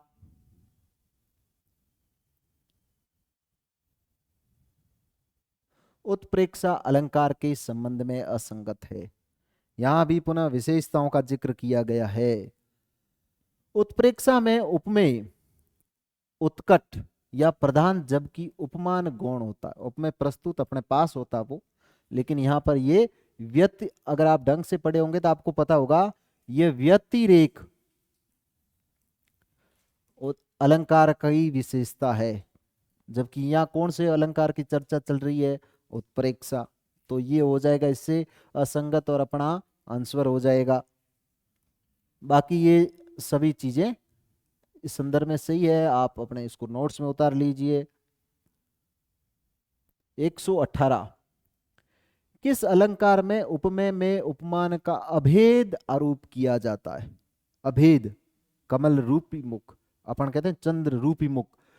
तो ये अपना होता है रूपक अलंकार में अपन अभेद स्थापित कर देते हैं। अगला प्रश्न नंबर 119, हरि गीति का छंद के विषय में सही नहीं है। चरण के अंत में गुरु लघु, 16-12 पर यति, गीतिका के आरंभ में 2-2 मात्राएं जोड़ने से हरि गीतिका के आरंभ में जब जोड़ोगे 14-12 होती है तो 2 जोड़ोगे 16 हो जाएगी। तो बिल्कुल सही। प्रत्येक चरण में 28 मात्राएं, बिल्कुल सही। लेकिन इसका जो सही नहीं है वो इसका होगा चरण के अंत में गुरु लघु। गुरु लघु ना आकर के यहां पर क्या आता है? लघु गुरु आता है, लघु गुरु। अगला प्रश्न देखते हैं, ये भी अलंकारों का है, यानी अलंकारों के बहुत ज्यादा प्रश्न पूछे गए। अलंकार, छंद, व्याकरण आपने ढंग से तैयार की है तो इस प्रश्न पत्र का आधे से अधिक भाग इसी पर था। और आप अच्छा स्कोर कर सकते हैं इसमें। जहां गांठ तहां रस नहीं, यह जानत सब कोई। इस काव्यांश के सौंदर्य निम्नलिखित में से अलंकार पर आधारित है। कौन सा अलंकार है इसमें आपको ये बताना है। तो अपन यहाँ देखने की कोशिश करते हैं कि जहां गांठ ता रस नहीं। आप गन्ना खाकर देखना कभी, जो गांठ वाला भाग है उसमें रस नहीं आएगा। बाकी वाला जब अपन गन्ना खाएंगे तो आपको रसानुभूति होगी, मीठा रस लगेगा। ये जानत सबको, ये सब सभी लोग अपन जानते हैं। मानव अपनी संबंधों में भी अपन देखते हैं जहाँ गांठ पड़ जाती है तो उस बाद में अमरत्व और लगाव का कम हो जाता है। तो यहाँ पर ये जो गांठ शब्द है इसमें श्लेष अलंकार है, यानी दो अर्थ दे रही है। एक तो गन्ने के संदर्भ में, ईख के संदर्भ में, एक अपने मानवीय संदर्भ में। तो इसका सही उत्तर क्या हो जाएगा, श्लेष अलंकार इसका सही आंसर हो जाएगा। रहीम जी इस क्रम में कहते हैं, रहीमन धागा प्रेम का मत छोड़ो चिटकाए, टूटे से फिर ना मिले, मिले तो गांठ पड़ जाए। यानी अपने पति पत्नी के संबंध हो, परिवार के संबंध हो, मित्रता के संबंध हो, गांठ पड़ जाने के बाद में वो ज्यादा बढ़ते नहीं है, इसलिए गांठ को मत पड़ने दीजिए साथियों। तो बहुत बहुत धन्यवाद आपका। अपने यहाँ जितने भी हिंदी के प्रश्न आए हुए थे वो देखे, आगे साइकोलॉजी वाले प्रश्न हैं वो आगे बताएंगे। और आप हमारे इस चैनल को सब्सक्राइब करें, छोटे भाइयों का सहयोग करें इस क्रम में, और पढ़ते रहिए। हम अपने आगाज टीम पूरी लगी हुई है कि हिंदी के विद्यार्थियों के लिए इस बाजार की सकारात्मक प्रतिस्पर्धा के दौर में एक बहुत अच्छा प्लेटफॉर्म प्रदान करें। हमारी टीम इसमें कोशिश कर रही है। राजेश जी सर व्याख्याता है, मनोज जी सर व्याख्याता, और एक मैं सुरेंद्र चौधरी। आपको पूरा विश्वास दिलाते हैं कि आपके लिए हम बहुत ही प्रामाणिक स्रोतों से सामग्री उठाकर आपको प्रस्तुत करेंगे और विश्वसनीय तरीके से आपको अध्ययन करवाएंगे। इसी क्रम में हम नवाचार कर रहे हैं। अपने यहाँ आगाज में टेस्ट सीरीज चल रही है 1.0, उसके टेस्ट लगभग समापन पर है, और टेस्ट सीरीज 2.0 अभी अपन जल्द ही शुरू करने वाले हैं। और 24 नवंबर से अपन हिंदी का फर्स्ट ग्रेड का बैच ऑफलाइन स्टार्ट कर रहे हैं। तो अधिक से अधिक साथियों तक अपनी ये जानकारी शेयर करना, और आप जुड़े रहें। बहुत बहुत धन्यवाद।